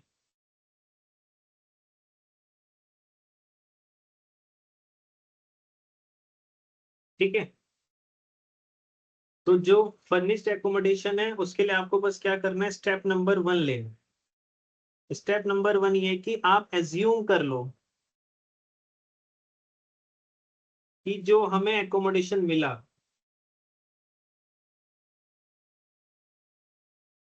वो अनफर्निश्ड है। और अनफर्निश्ड की वैल्यूएशन हम कैसे करते हैं, ये भी हमने ऊपर पढ़ा है। स्टेप नंबर 2, अब आपको इसके अंदर ऐड कर देना है। क्या ऐड करना है?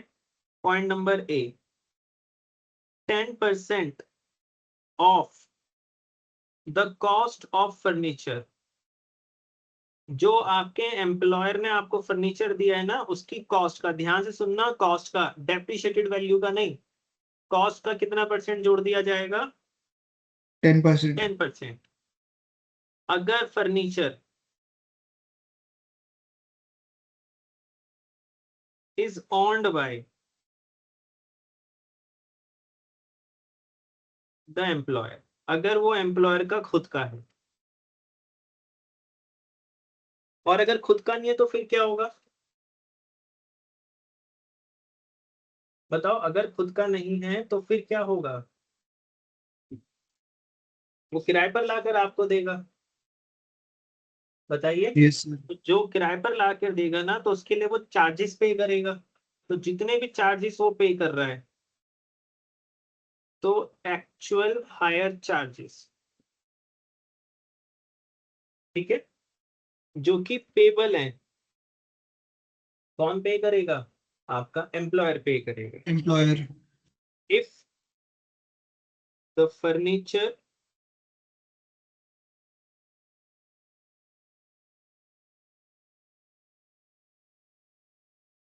is hired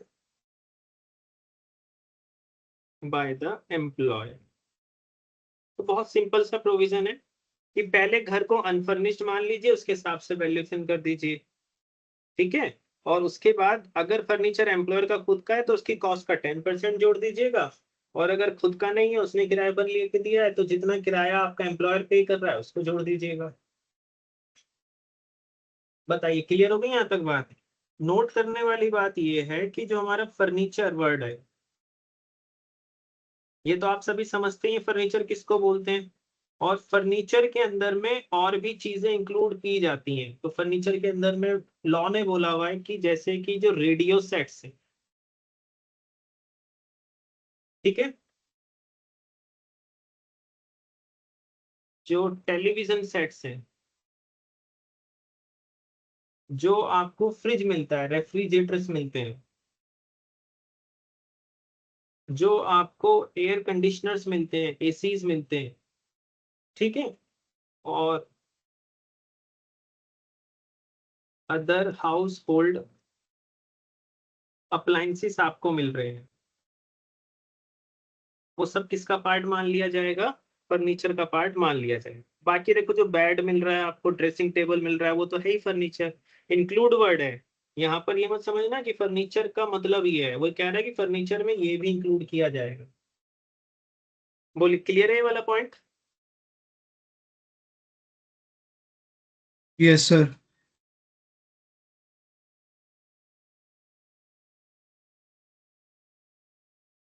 थर्ड,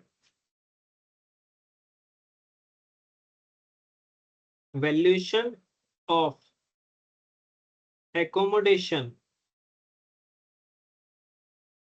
अब देखो मैंने ये नहीं बोला कि वो फर्निश्ड है या अनफर्निश्ड है, वो कोई भी हो सकता है, वो फर्निश्ड भी हो सकता है, अनफर्निश्ड भी हो सकता है। एट कंसेशनल रेंट, अब इसका क्या मतलब हुआ?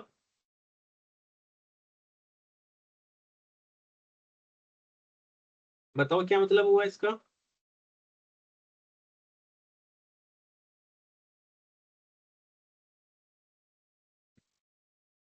बताइए। एक घर है जो फ्री में नहीं मिल रहा आपको, आपको मार्केट के रेंट से कम में मिल रहा है, ठीक है बेटा? तो उसको हम बोलते हैं valuation of accommodation at concessional rent. तो आपको क्या करना है, आपको स्टेप नंबर 1 पे वैल्यू कर दीजिए एकोमोडेशन की,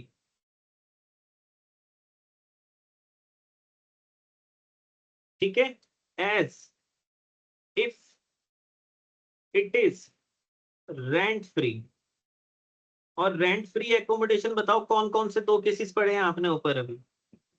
एक फर्नीचर वाला और एक बिना फर्नीचर वाला। तो अगर फर्नीचर वाला केस है तो इसके हिसाब से वैल्यू निकाल लो पहले, और अगर विदाउट फर्नीचर वाला केस है तो केस 1 के हिसाब से पहले वैल्यू पता कर लो। और step number 2 which is the final step, उसमें से लेस कर देना जो रेंट रिकवर किया गया है फ्रॉम द एम्प्लॉय।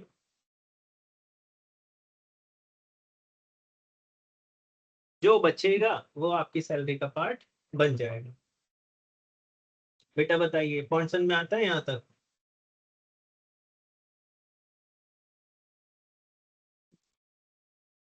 बेटा बताइए पॉइंट समझ में आता है? सर एक बार ये थर्ड पॉइंट रिपीट कर दीजिए। देखो आपका एम्प्लॉयर ने ये बोला कि भाई देखो मैं फ्री में नहीं दूंगा, कुछ ना कुछ किराया तो तुमसे लूंगा। तो आपको बस ये करना है कि जो घर रेंट फ्री होते हैं ना उनकी वैल्यूएशन हम कैसे करते हैं। तो हमने वैल्यूएशन करनी सीखी ना ऊपर, ये भी रेंट फ्री हाउस था, बस फर्नीचर के साथ था। ये जो हमने ऊपर किया ये भी रेंट फ्री हाउस था, ठीक है ना, बट ये विदाउट फर्नीचर था। तो आपका जैसा भी केस हो उस हिसाब से आप कर लीजिए, वैल्यू निकाल लीजिए, और उसके अंदर से फिर जितना किराया आप अपने एम्प्लॉय से रिकवर कर रहे हैं वो माइनस कर दीजिएगा। ठीक है यहाँ तक? अब yes sir. And the last case of the accommodation ये है कि जरूरी नहीं है कि आपका एम्प्लॉयर अपना ही घर दे, जरूरी नहीं है कि एम्प्लॉयर किराए पर लेकर आपको दे, हो सकता है आपका कहीं पर ट्रांसफर किया गया हो आप, तो उस वाली सिचुएशन के अंदर में आपको एक होटल में रुकवा दिया गया। और जब आपको होटल में रुकवाया गया तो वहां पर आपको बिहाफ पे आपके एम्प्लॉयर ने वो सारे होटल वालों के खर्चे पे किए हैं। तो उस तरह का जो एकोमोडेशन है उसका क्या करना है? सो एकोमोडेशन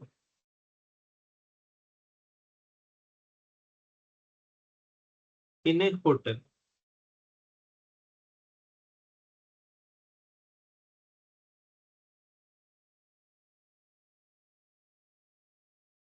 बताओ होटल फर्निश्ड होता है या अनफर्निश्ड होता है?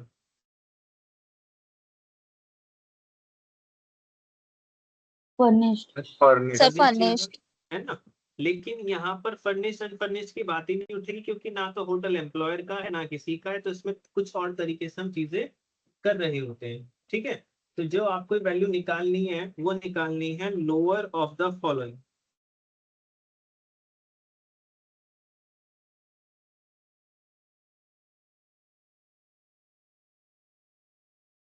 First you have to calculate 24% of salary. Salary का आपको निकालना है 24%, ठीक? लेकिन ये सैलरी होगी फॉर द पीरियड, सिर्फ उतने ही समय की सैलरी लेनी है जितने टाइम वो होटल में रुकता है, during which such accommodation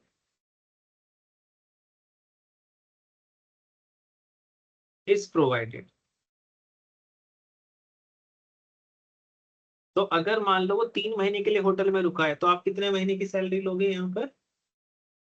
3 months की। अगर वो 5 मंथ्स के लिए रुका है तो आप कितने मंथ्स की सैलरी लोगे यहाँ पर? 5 मंथ्स की। ठीक है। और दूसरा आपको यहाँ पर अमाउंट करना है कि आपके एम्प्लॉयर ने एक्चुअल में होटल वालों को कितने चार्जेस पे किए।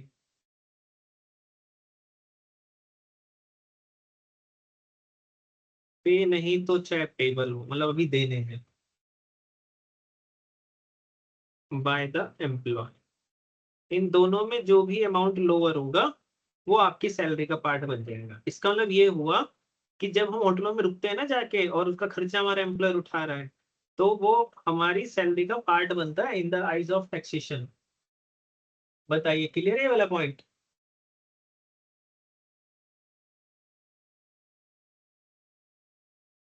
नोट, अगर आपका एकोमोडेशन पीरियड ना 15 डेज से ज्यादा का होता है तो पहले 15 दिनों पे कोई भी टैक्सेशन नहीं होना होता। इसका मतलब अगर आप 15 दिनों तक रुक रहे हो ना तो कोई प्रॉब्लम नहीं है। 15 डेज के बाद अगर आप रुकते हो तो एक्सेस अमाउंट के ऊपर पे आपका ये 24% और ये सब चीजें लगनी चार्ज हो जाएगी। ठीक है। तो इफ द एकोमोडेशन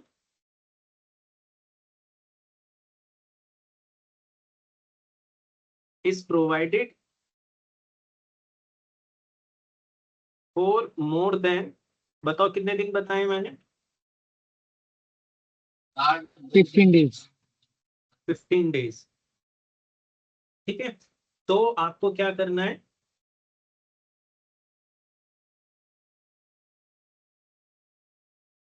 जो हमारा परक्विजिट है is not taxable.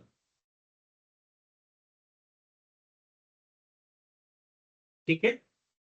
For the first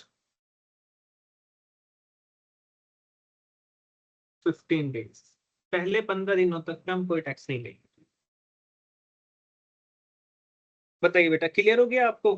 तो इस तरीके से हम एकोमोडेशन का जो पॉइंट होता है वो डील करते हैं। तो चाहे प्राइवेट कंपनीज हो, चाहे सरकारी कंपनीज हो, चाहे सरकार हो, आपको अगर क्वार्टर्स रहने के लिए दे रही हैं, फ्लैट आपको रहने के लिए दे रही हैं, तो आप ये मत समझिएगा कि उसके ऊपर पे आपको टैक्स नहीं भरना है।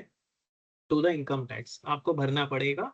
और जो उसकी वैल्यूएशन होगी वो हमने अब सीख लिए, चाहे फर्निश्ड का केस हो, चाहे अनफर्निश्ड का केस हो, चाहे आपका एम्प्लॉयर आपसे रेंट लेता हो, चाहे आपका एम्प्लॉयर आपसे रेंट ना लेता हो, चाहे आपको होटल में रुकवाता हो, तो हमने वो सारे केसेस को हैंडल कर लिए। बताइए यहाँ तक ओके हो गया?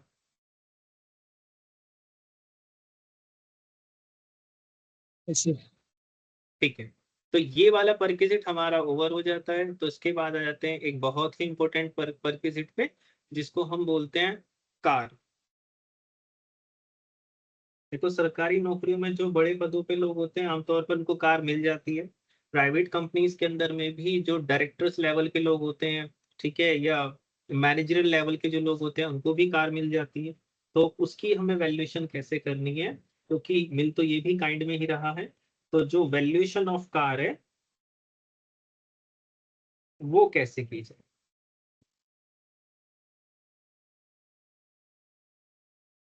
ठीक है। तो जब हम कार की वैल्यूएशन करते हैं तो सबसे पहले हमारे को देखना पड़ता है कि जो कार है हमारी, यहाँ पर मैं 2 केसेस बना रहा हूं। ठीक है।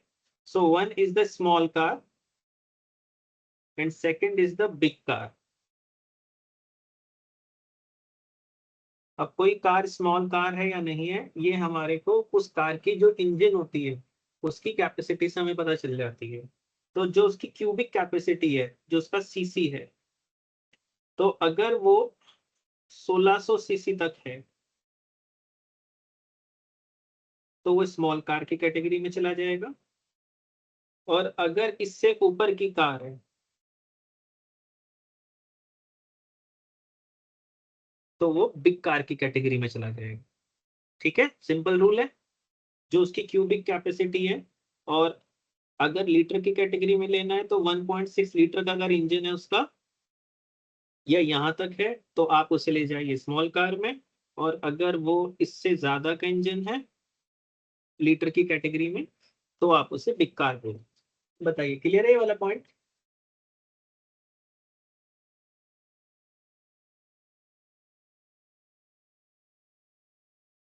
बेटा मेरी आवाज आ रही है ना? ये सर आ रही है आपकी आवाज आ यस रही है। सर। ठीक। सर अब यहाँ पर है केसेस,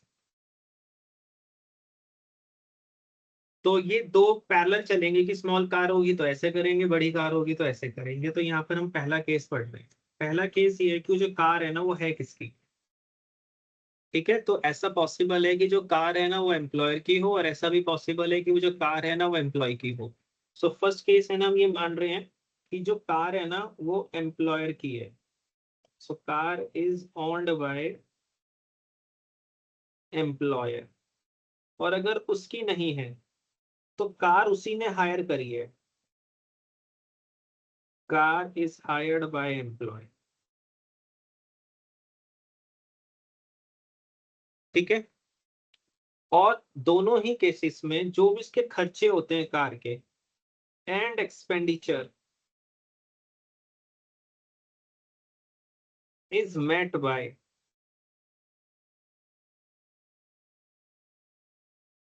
या मेट, मेट भी लगा सकते हो, और अगर मेट नहीं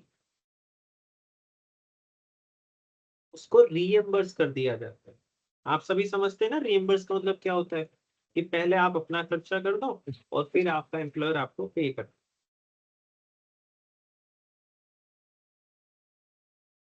so this is the first case. Simple सा केस है, बहुत कॉमन सेंस के हिसाब से वैल्यूएशन कर लेंगे। बेटा लॉजिकली बताना, अगर कार का यूज 100% ऑफिशियल यूज होगा, तो बताओ, अगर एम्प्लॉय को कार मिली हुई है और एम्प्लॉयर ने कंडीशन डाल रखी है कि इस कार को तुम पर्सनल कामों के लिए यूज नहीं करोगे, सिर्फ ऑफिस के लिए यूज करोगे, तो फिर क्या वो आपको कोई पर्सनल बेनिफिट हो रहा है उस कार से?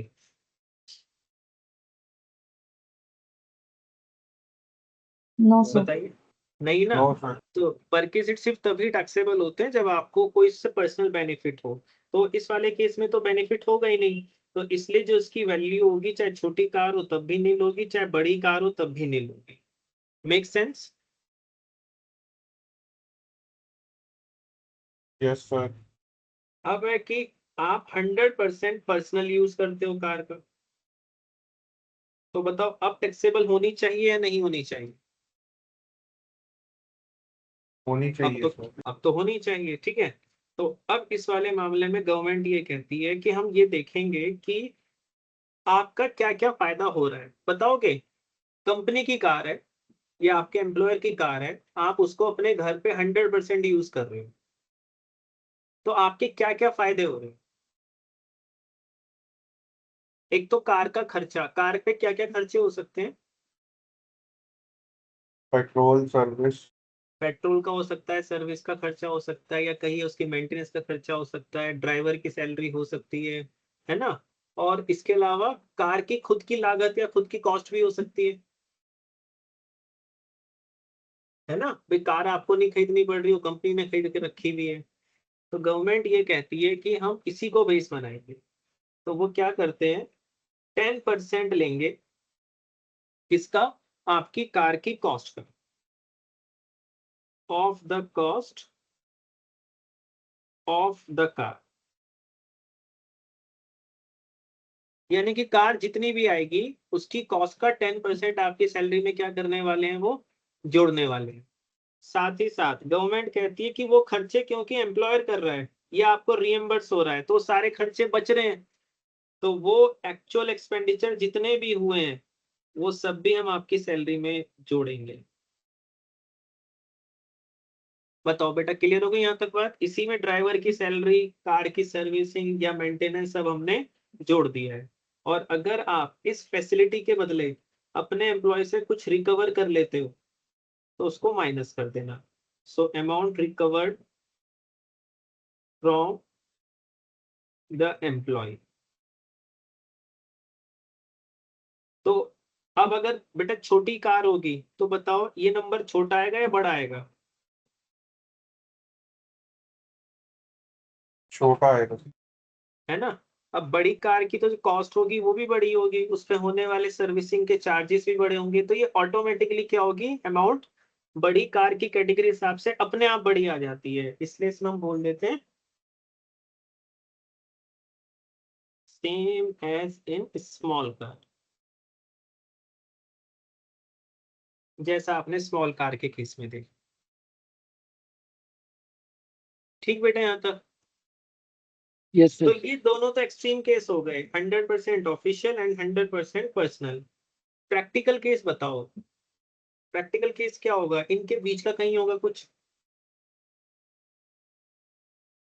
है ना, कि कुछ तो आप अपने ऑफिशियल के लिए यस यूज सर। कर लेते हो और कुछ आप अपने पर्सनल के लिए यूज करते हो। बट मुझे बताओ, क्या प्रैक्टिकल लाइफ में ये चेक करना आसान काम होता है कि कितना आप घर के लिए ले जा रहे हो कार और कितना आप ऑफिस के लिए, ऐसा है ना, ऐसी बात आसान काम नहीं है। तो नहीं है सर। तो partly official and partly personal. तो जो पार्टली ऑफिशियल पार्टली पर्सनल है,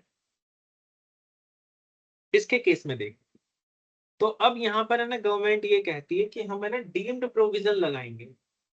डीम्ड प्रोविजन का मतलब है कि गवर्नमेंट कहती है कि जैसे हमने वैल्यूएशन ऊपर करी है ना 10% मान के और ये सब मान के, ऐसे हम कुछ नहीं करने वाले हैं, क्योंकि हम बता नहीं सकते एक्चुअल में कितना आपका ऑफिशियल हो रहा था और कितना आपका पर्सनल हो रहा था। तो इसमें वो फर्दर 2 क्लासिफिकेशन कर देते हैं, यानी कि 2 केसेस लगा।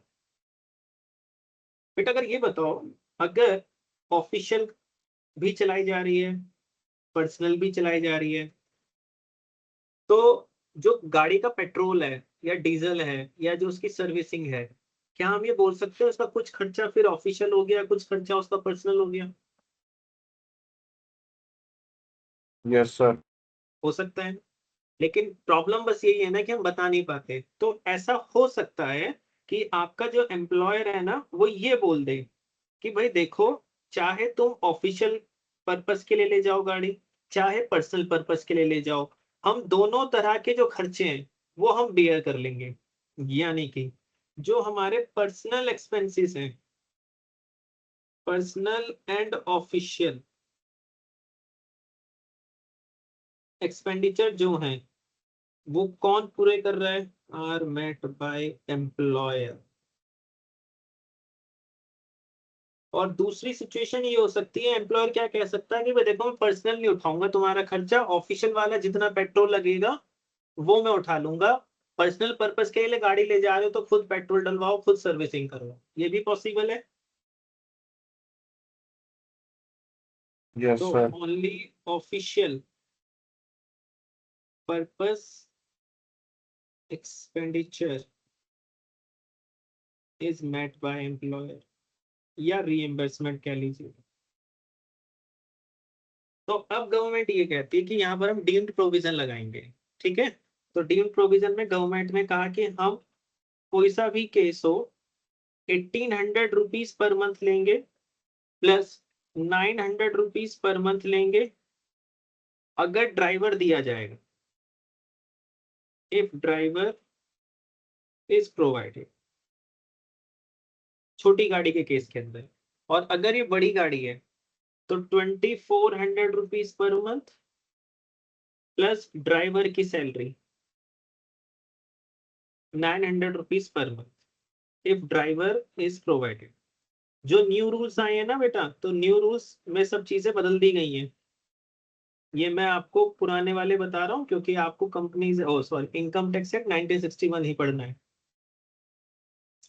अगर ये गाड़ी सिर्फ ऑफिशियल पर्पस के खर्चों के लिए ही आपका एम्प्लॉयर मांगता है, तो फिर ये जो 1800 है और जो 2400 है, इनको कम कर दिया गया है।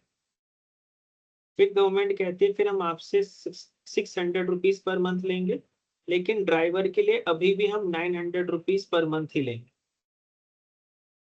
If driver is provided.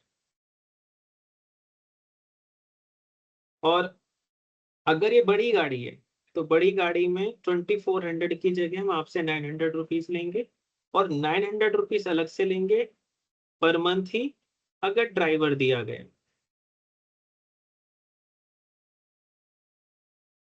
ठीक है, और अगर आपका एम्प्लॉयर आपसे इस फैसिलिटी के बदले कुछ पैसे रिकवर कर लेता है तो कुछ माइनस नहीं करोगे। जैसे यहाँ वाले केस में हमने क्या किया, अगर एम्प्लॉय से कुछ रिकवर हो रहा है तो हम वो क्या कर रहे हैं, माइनस कर रहे हैं। लेकिन यहाँ माइनस नहीं करोगे, इसलिए माइनस नहीं करेंगे क्योंकि गवर्नमेंट ने जो आपको ये 1800 2400 बताए हैं ना, ये ऑलरेडी सब कुछ एडजस्ट कर लेने के बाद है। बेटा बताइए, पॉइंट समझ में आ गया?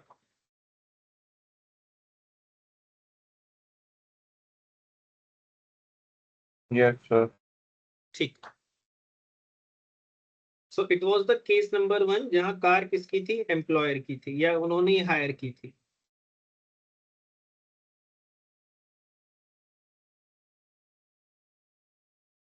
नाउ केस नंबर 2, जो कार है इज ओन्ड बाय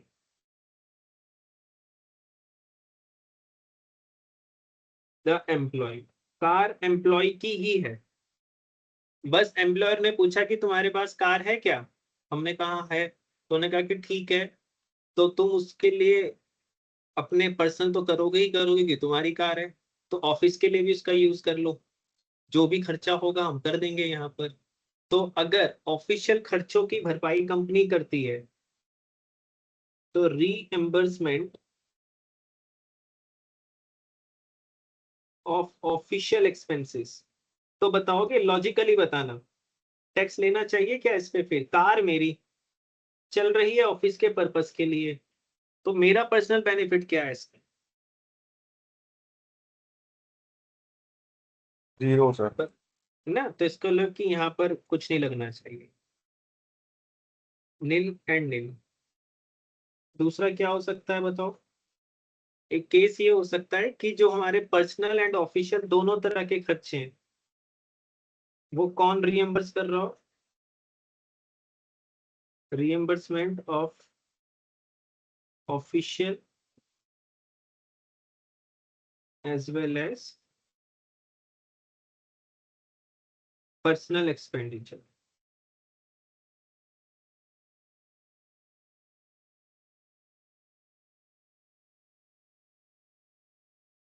तो गवर्नमेंट पता है क्या कहती है? कहती है कि हम आपसे पूछेंगे कि टोटल एक्सपेंसेस कितने हुए, ये एक्सपेंडिचर कितना हुआ, उसमें से माइनस कर देंगे ऑफिशियल वाले। तो बताओ, अगर आप टोटल में से ऑफिशियल वाले माइनस कर दोगे तो कौन से बचेंगे फिर? Personal वाले, sir. पर्सनल पर्सनल वाले बचेंगे तो वही ऐड कर देंगे। लेकिन अब अगर मैं ये वाला जो खर्चा है ना ऑफिशियल एक्सपेंडिचर वाला, ये अगर ज्यादा दिखा दूं तो बताओ मेरे परक्विजिट की वैल्यू कम आएगी, है ना? यस अब क्या कोई भी ऐसे ही दिखा देगा इसको और गवर्नमेंट इतनी आसानी से मान लेगी? आंसर है नहीं। इसकी कंडीशन है, कंडीशन ये है कि एक तो जो आपका एम्प्लॉयर है ना उसने इसके रिकॉर्ड्स मेंटेन की हो, एक लॉग बुक मेंटेन की जाती है, वो बुक मेंटेन की गई हो कि भाई गाड़ी किस दिन गई, कहाँ गई, कितना पेट्रोल लगा, ये सब रिकॉर्ड्स आपको मेंटेन करने होंगे। दूसरा, आपका एम्प्लॉयर ये सर्टिफिकेट देगा इस बात का कि भाई हाँ, ये जो खर्चे क्लेम किए जा रहे हैं हमारे एम्प्लॉय द्वारा ये इतने ही हुए थे। अगर ऐसा है तो आपके ऑफिशियल एक्सपेंसेस यहाँ से सब्ट्रैक्ट हो जाए। तो यहाँ पर क्या फॉर्मूला लगेगा बड़ी कार के केस के? बेटा सेम फॉर्मूला लगने वाला विद द सेम कंडीशंस। बताइए, यहाँ तक बात समझ में आती है? क्या ये पॉसिबल है कि आपका एम्प्लॉय रिकॉर्ड्स मेंटेन ना करता हो? Possible है, sir. पॉसिबल पॉसिबल है। है। तो अगर वो कंडीशंस मीट ना हो तो क्या करने वाले हैं? तो उस सिचुएशन के अंदर में हम डीम्ड प्रोविजन लगाने वाले हैं। ठीक है, तो फिर उस वाले केसेस में इफ द रिक्वायर्ड कंडीशंस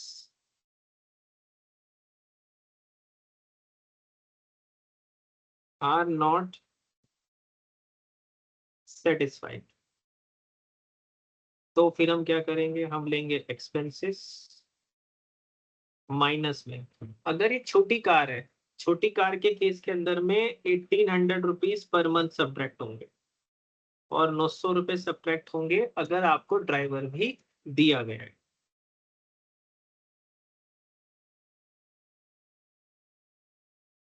और अगर ये बड़ी कार का केस है तो एक्सपेंसेस में से 2400 रुपीज माइनस होंगे पर मंथ और इसमें से माइनस होंगे 900 रुपीज पर मंथ अगर ड्राइवर दिया। बताइए क्लियर है? आ गया कार का फंडा समझ में?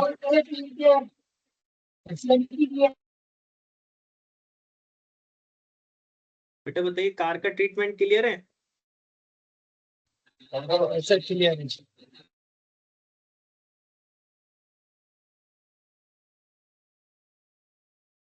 तो ये वाला तो सेम ही हो गया जो आपने personal expenses and official are met by हाँ, एम्प्लॉयर जो बताया। अमाउंट है ना वो सेम है, मतलब 1800-2400 रुपए का अमाउंट है ना वो सेम रखा गया है, बट लेकिन ये ध्यान से सुनना, यहाँ पर कोई एक्सपेंसेस में से कुछ माइनस नहीं हो रहा। वहां पर तो ये माना जा रहा है कि भाई इतने वाले जो खर्चे ना 1800 और 900 ड्राइवर की सैलरी, ये ऑफिशियल पर्पस के लिए है, हमने इतने ही मान लिए हैं। अगर असली वाले एक्सपेंडिचर के बारे में आपका एम्प्लॉयर या तो रिकॉर्ड्स मेंटेन नहीं कर रहा है या फिर वो आपको इस बात का सर्टिफिकेट नहीं दे रहा, या दोनों ही होते हैं। Okay sir. ठीक है,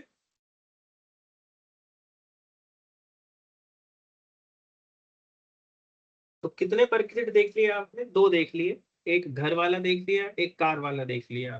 क्या ऐसा पॉसिबल है, खासकर जब आप बड़ी पोजीशन पे पहुंच जाते हो तो आपको गार्डनर भी मिलता है, आपको स्वीपर भी मिलता है, आपको वॉचमैन भी मिल जाता है? बताओ होता है क्या ऐसा? यस सर होता है। है ना? तो उनके केस के अंदर में हम क्या करने वाले हैं, तो यहाँ पर आपके एम्प्लॉयर ने आपको फैसिलिटी दे रखी है। किसकी फैसिलिटी दी हुई है? स्वीपर की फैसिलिटी दी गई, ठीक है। और जो गार्डनर है उसकी फैसिलिटी दी जा रही है, वॉचमैन है उसकी फैसिलिटी दी जा रही है, या फिर आपकी देखभाल के लिए एक पर्सनल अटेंडेंट दिया गया है। तो ये भी एक तरह की काइंड में सैलरी है या नहीं है? तो इसकी वैल्यू क्या होगी? इसकी वैल्यू बहुत आसान है, value is equal to cost of, अच्छा इन सबको है ना मैं सर्वेंट बोल रहा हूँ एक तरीके से ना, आप सर्वेंट मान रहे हैं, ठीक है ना, बार बार नहीं लिखना पड़ेगा। So cost of the servant to the employer. बताओ इस लाइन का क्या मतलब हुआ कि ये स्वीपर, ये गार्डनर, ये वॉचमैन और ये पर्सनल अटेंडेंट, इनकी कितनी कॉस्ट बियर कर रहा है हमारा एम्प्लॉय, वो सब आपकी सैलरी में जुड़ जाए। ठीक है बेटा, मान लो एक एम्प्लॉय है, उस एम्प्लॉय को एक गार्डनर दिया गया और गार्डनर की जो सैलरी है ना वो 20,000 रुपए पर मंथ है। तो बताओ एनुअल सैलरी कितनी हो गई? 2,40,000। तो 2,40,000 की सैलरी एक्चुअल में पे कौन कर रहा है? आपका एम्प्लॉयर पे कर रहा है। तो आपका बेनिफिट हो रहा है या नहीं हो रहा है?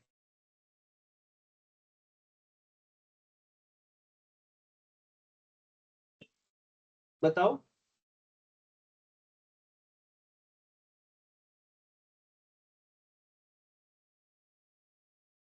बेटा मेरी आवाज आ रही है?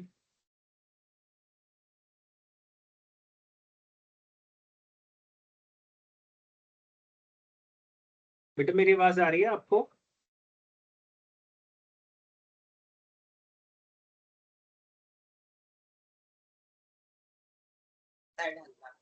बेटा मेरी आवाज आ रही है आपको?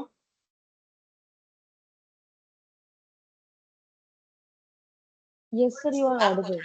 ओके ठीक। तो मैं ये बोल रहा था कि 2,40,000 की जो सैलरी स्वीपर की या गार्डनर की या अटेंडेंट की आपका एम्प्लॉयर पे कर रहा है, वो एक्चुअल में आपका बेनिफिट है या नहीं है? आंसर है। तो इसीलिए गवर्नमेंट कहती है कि वो आपको एक तरीके से काइंड में मिल रही सैलरी है, तो वो हम आपकी सैलरी में जोड़ेंगे, उस पर कौन टैक्स भरेगा? आप ही टैक्स भरोगे। बताइए पॉइंट समझ में आता है या नहीं आता? Yes, sir. और इस फैसिलिटी के बदले कोई अमाउंट अगर आपसे रिकवर कर ली जाती है, तो amount recovered from the employee वो माइनस कर दीजिएगा। तो ये तो बहुत छोटा सा, ये एकोमोडेशन का और कार का ही बहुत बड़ा सा है, बाकी तो सारे छोटे छोटे से ही हैं। इसके बाद हमारे पास एक परक्विजिट आता है कि आपके एम्प्लॉयर ने आपको गैस, इलेक्ट्रिसिटी और वाटर इसकी भी फैसिलिटी दी हुई है, ठीक है? तो बताओ ये पॉसिबल है क्या? ये जो गैस है या इलेक्ट्रिसिटी, जो वाटर है, ये एम्प्लॉयर का खुद का हो? जैसे कि टाटाज वाले हैं, टाटाज वाले बिजली बनाते हैं नहीं बनाते हैं? जैसे टाटा पावर्स है, खुद की इलेक्ट्रिसिटी है उनकी?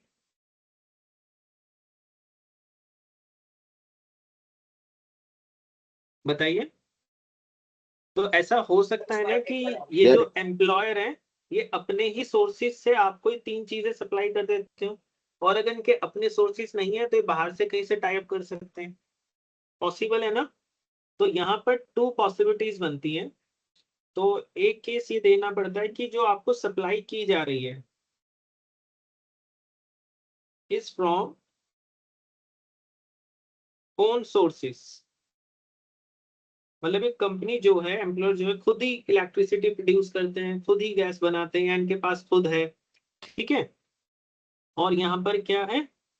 सप्लाई इज मेड बाय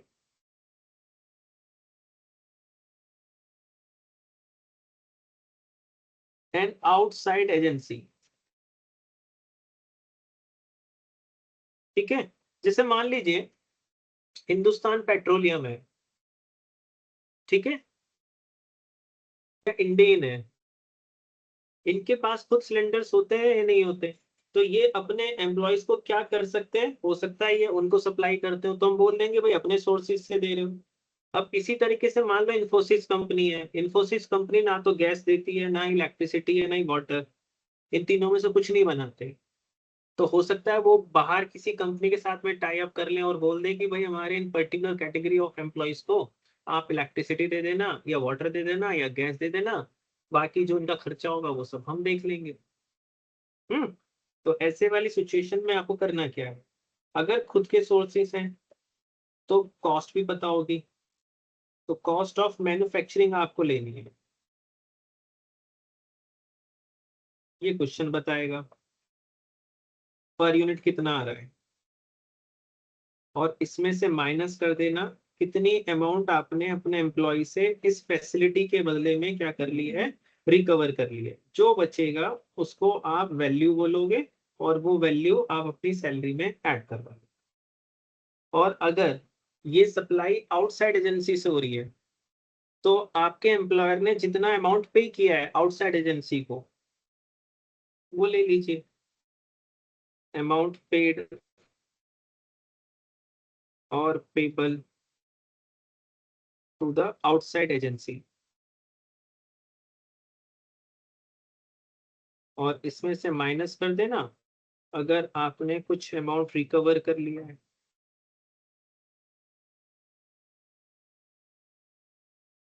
और जो वैल्यू बचेगी वो आप इसके अंदर जोड़ लीजिएगा। बताइए बेटा, पॉइंट क्लियर हो गया यहाँ तक?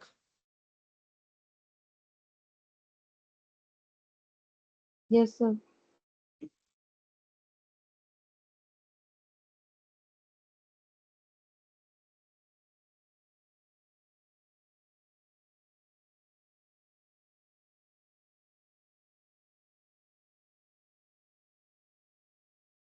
अगला है कि अगर आपके एम्प्लॉयर ने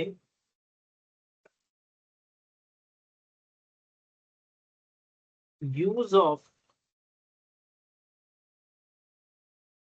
मूवेबल एसेट करने के लिए दे दिया, ठीक है, कोई एक एसेट, ठीक है, जो कि मूवेबल नेचर की है,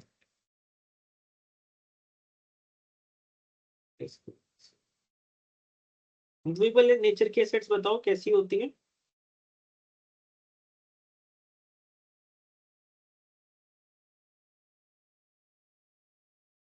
बताइए बेटा। जैसे कि मान लीजिए कि आपके पास में टेलीविजन है, टेलीविजन इज मूवेबल और नॉट?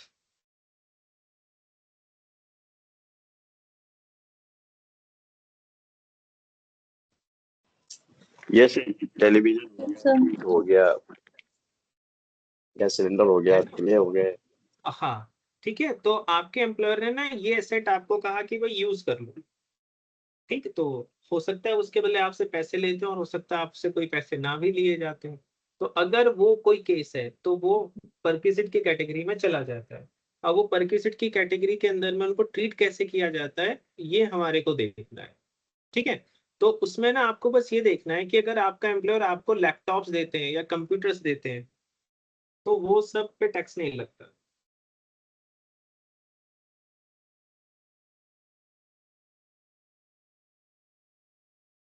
अदरवाइज एम्प्लॉय लेगा ही नहीं, ठीक है। तो इनको छोड़ दीजिए। और जो कार है, कार भी मूवेबल है। कार का क्योंकि हमने अलग से टॉपिक पढ़ा है तो वो भी यहाँ पर कवर नहीं हुआ। तो यहाँ पर आपको बस ये देखना है कि जो एसेट आपको दी जा रही है वो एसेट एम्प्लॉयर की खुद की है या एम्प्लॉयर ने किराए पर लेकर आपको दी है। तो यहाँ पर टू केसेस है। तो वो जो एसेट है इज ओन्ड बाय एम्प्लॉयर, और अगर ये ओन्ड नहीं है तो जो एसेट है वो हायर की जाती है या किराए पर ली जाती है, लीज पर ली जाती है बाय एम्प्लॉयर, ठीक है।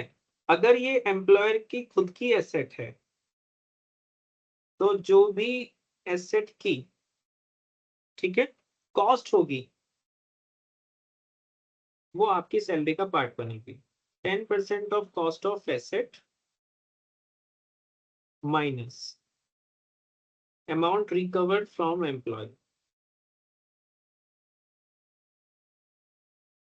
एम्प्लॉय से जो भी अमाउंट रिकवर होगा वो माइनस हो जाएगा, जो आएगा वो आप ऐड कर लीजिए।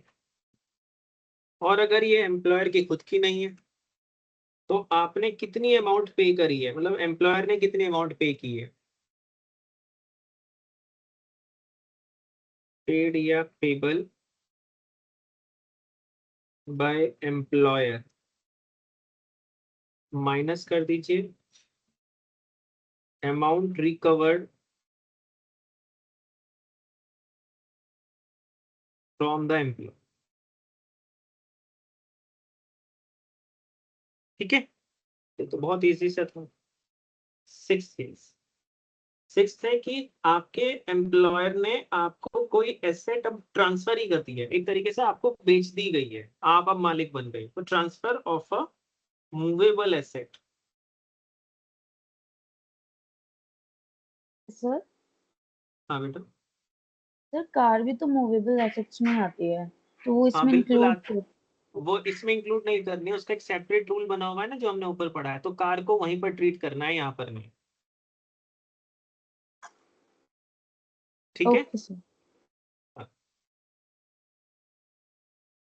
तो ये वाला केस है कि इस बार आपका एम्प्लॉयर आपको वो एसेट बेच दे रहा है और ये कह रहा है कि अब जो तुम्हें करना है करो, अभी तुम्हारी हुई। ऊपर वाले केस के अंदर में आप मालिक नहीं बनते हो, ऑनर नहीं बनते हो, ठीक है, बस यूज करने के लिए दिया जा रहा है।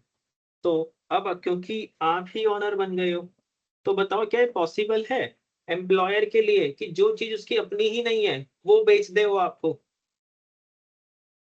किराए पर ली हुई चीज कभी आपको बेची जा सकती है लीगली? No no. सर। नहीं। तो इसमें ऐसा कोई केस नहीं होगा कि ऑन्ड बाय द एम्प्लॉयर और हायर्ड बाय द एम्प्लॉयर। तो ये तो अंडरस्टूड है कि ये एसेट तभी बेची जा सकती है जब ये एम्प्लॉयर की खुद की रही होगी। तो अब यहाँ पर बस आपको ये देखना है कि वो जो एसेट आपको बेची जा रही है वो एसेट है कौन सी। तो यहाँ पर 3 केसेस पॉसिबल है। आपको जो कार बेची गई, सॉरी जो एसेट बेची गई वो है मोटर कार, ठीक। और अगला है कि जो चीज आपको बेची जा रही है वो है कंप्यूटर एंड इलेक्ट्रॉनिक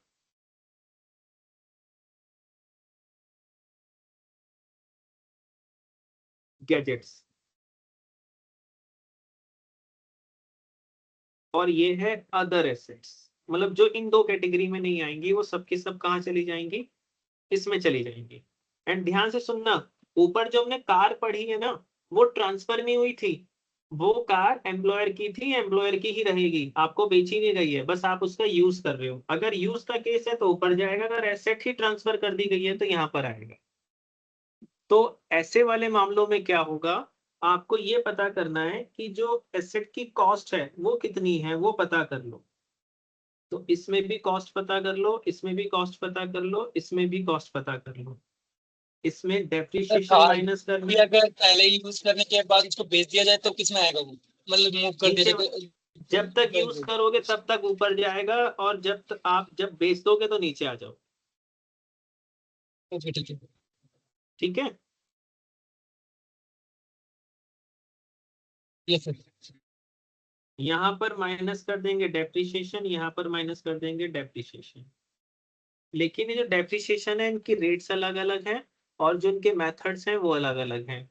यहाँ जो डेप्रिसिएशन मोटर कार में माइनस होगा वो 20% की रेट से माइनस होगा, यहाँ जो डेप्रिसिएशन माइनस होगा वो 50% की रेट से माइनस होगा, और जो अगले वाले इसमें माइनस होगा वो 10% की रेट से होगा। पहले वाले में जो मेथड लगेगा वो रिटर्न डाउन वैल्यू मेथड लगेगा, और जो दूसरे वाले में मेथड लगेगा वो भी रिटर्न डाउन वैल्यू मेथड लगेगा, और यहाँ पर जो मेथड लगेगा वो स्ट्रेट लाइन मेथड लगेगी।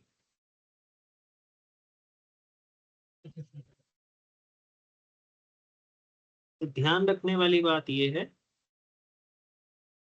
स्ट्रेट लाइन मेथड है, यहाँ पर रिटर्न डाउन वैल्यू मेथड, और यहाँ पर भी रिटर्न डाउन वैल्यू मेथड है। और अकाउंट्स की तरह यहाँ पर हम एसेट की पूरी लाइफ नहीं लेते, हम सिर्फ ये देखते हैं कि एसेट के नंबर ऑफ कंप्लीट ईयर्स कितने हैं। तो यानी कि एसेट की जो टोटल लाइफ होगी ना, जितने टाइम के लिए आप डेप्रिसिएशन लगाओगे, उसमें से फ्रैक्शनल पार्ट हटा देंगे। तो यहाँ मैं लिख देता हूँ इग्नोर फ्रैक्शनल लाइफ। मान लो आपने एसेट यूज करी 2 years 5 months, तो जो फ्रैक्शनल पार्ट है ना एसेट की लाइफ का वो 5 months है, तो 5 months को इग्नोर कर दीजिए, सिर्फ 2 years का ही डेप्रिसिएशन लगाओ। तो फ्रैक्शनल पार्ट या फ्रैक्शनल लाइफ ही लिख दीजिए, ठीक है। तो fractional life of the asset,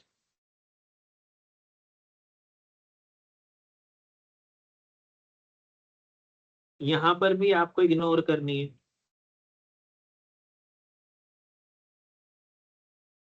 fractional life, और यहां पर भी आपको इग्नोर करनी है फ्रैक्शनल। फिर आपको माइनस करना है, आपने क्योंकि बेचा है ना अपने एम्प्लॉय को, तो जब बेचोगे तो अमाउंट रिकवर्ड होगी फ्रॉम एम्प्लॉय। कितनी अमाउंट रिकवर्ड करी, यहाँ पर भी माइनस कर दीजिएगा, यहाँ पर भी माइनस कर दीजिएगा। अब जो बचेगा यहाँ से यहाँ से यहाँ से, वो आपकी वैल्यू है, और वो वैल्यू आपको आपकी सैलरी में जोड़ दी जाएगी। ठीक है। जैसे मान लीजिए एक एग्जांपल से मैं समझा देता हूँ। मान लो कि कार थी, और जो कार की कॉस्ट थी ना वो थी 10 लाख रुपीस की। ठीक है। और जो इसकी डेट ऑफ परचेज थी, कार जो खरीदी गई थी वो खरीदी गई थी मान लीजिए 1 जनवरी 2023 को। ठीक है। और डेट ऑफ ट्रांसफर, और ये एम्प्लॉय को ये कार दे दी गई, और ये कार दी गई मान लीजिए 25 Feb 2026 को। ओके, और अमाउंट ऑफ कंसिडरेशन, ये एसेट जो बेची गई है, ये बेची गई है मान लो 2 लाख रुपीज, है ना। एम्प्लॉय को जो पड़ी है कितने में कार मिली है, 2 लाख रुपए में मिली है। तो आपको ये वैल्यू निकालनी है, तो कार पे कितना डेप्रिसिएशन लगाना है हमारे को, 20%। मेथड कौन सा लगाएंगे हम, 20% का रिटर्न डाउन वैल्यू, और फ्रैक्शनल पार्ट को हम क्या करेंगे, इग्नोर करेंगे। ठीक है, तो बस बहुत इजी है। आप बस ये पता करो कि आपका असेसमेंट ईयर कौन सा है। तो प्रीवियस ईयर से असेसमेंट ईयर डिसाइड होता है। देखो कार जो है वो बिक रही है 25/2/2026 में, तो ये प्रीवियस ईयर ये हुआ 25 to 26। ठीक है, तो इसका असेसमेंट ईयर हो जाएगा 26 और 27। एक तो पहला काम ये करना, तो मुझे ये वाला ईयर पकड़ के चलना है। तो देखो एसेट की लाइफ निकाल लो सबसे पहले। 1 जनवरी 2023 से 1 या 31 दिसंबर 2023 को 1 साल पूरा हो जाएगा एसेट का। Yes sir. फिर 1/2024 से दूसरा साल पूरा हो जाएगा। इसी तरीके से 25 में इसका तीसरा साल पूरा हो जाएगा, है ना। Yes sir. लेकिन 26 के अंदर में एसेट बिक गई है, तो 26 में पूरे साल नहीं हो पाए, तो कंप्लीटली कितने ईयर्स हो पाए इसके, 3 साल हो पाए हैं यहाँ तक। और 26 के कितने महीने हो रहे हैं, लगभग 2 महीने। तो वो तो फ्रैक्शनल पार्ट हो गया ना। तो एसेट की जो लाइफ है कंप्लीटली आप कितने टाइम की लोगे, अब यहाँ पर आप 3 इयर्स की। ठीक है, तो बस अब 3 साल का डेप्रिसिएशन लगा दो यहाँ। So cost of the car is equal to 10 lakh. लगाओ डेप्रिसिएशन, पहले साल का डेप्रिसिएशन लगाओ 20% पे। तो बताओ 10 लाख का 20% कितना होगा,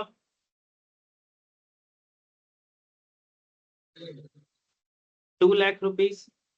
फिर डेप्रिसिएशन लगाओ सेकेंड ईयर का 20% पे, लेकिन रिटर्न डाउन वैल्यू मेथड लगाना है। तो रिटर्न डाउन वैल्यू मेथड बताओ कैसे लगाते हैं। पहले 10 लाख में से 2 लाख हट जाएगा, तो कितना बचेगा हमारे पास में, 8 लाख 8 बचेगा। लाख का तो इस 8 20%। लाख पे 20% लगाओगे तो हमारे पास में 1,60,000 रुपीज आएंगे। इस 1,60,000 को माइनस करके फिर मेरे पास एक वैल्यू बचेगी, क्योंकि एसेट की लाइफ 3 साल की है, तो हम तीसरे साल का भी यहाँ पर डेप्रिसिएशन लगाने वाले हैं। तो यहाँ पर ये बचेगा 6,40,000। तो 6,40,000 पे आप डेप्रिसिएशन और लगा दीजिए, तो ये आ जाना चाहिए 1,28,000।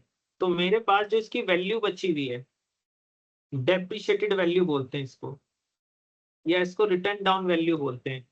तो ये मेरे पास वैल्यू आ जाएगी। इसमें से जो हमारे एम्प्लॉय ने कंसिडरेशन पे की है वो आप माइनस कर लीजिएगा। तो ये मेरे पास में जो कंसिडरेशन आया है, बताओ एम्प्लॉय ने कितने में खरीदी है ये कार, 2 lakhs। 2 लाख रुपीज में।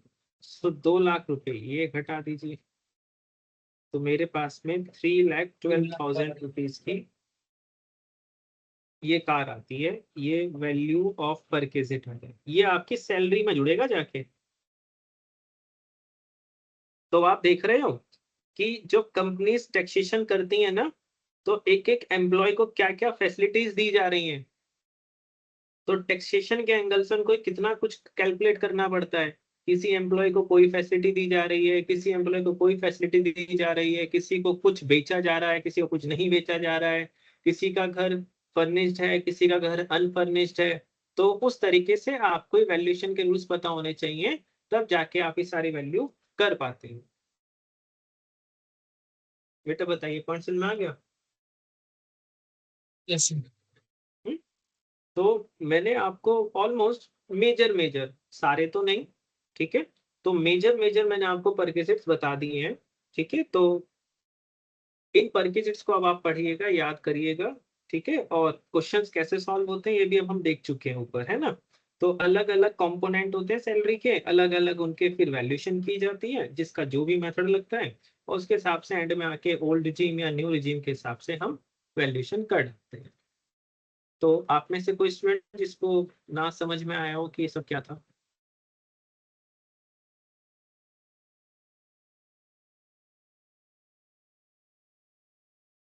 तो आज की क्लास को हम यहीं वाइंड अप करें।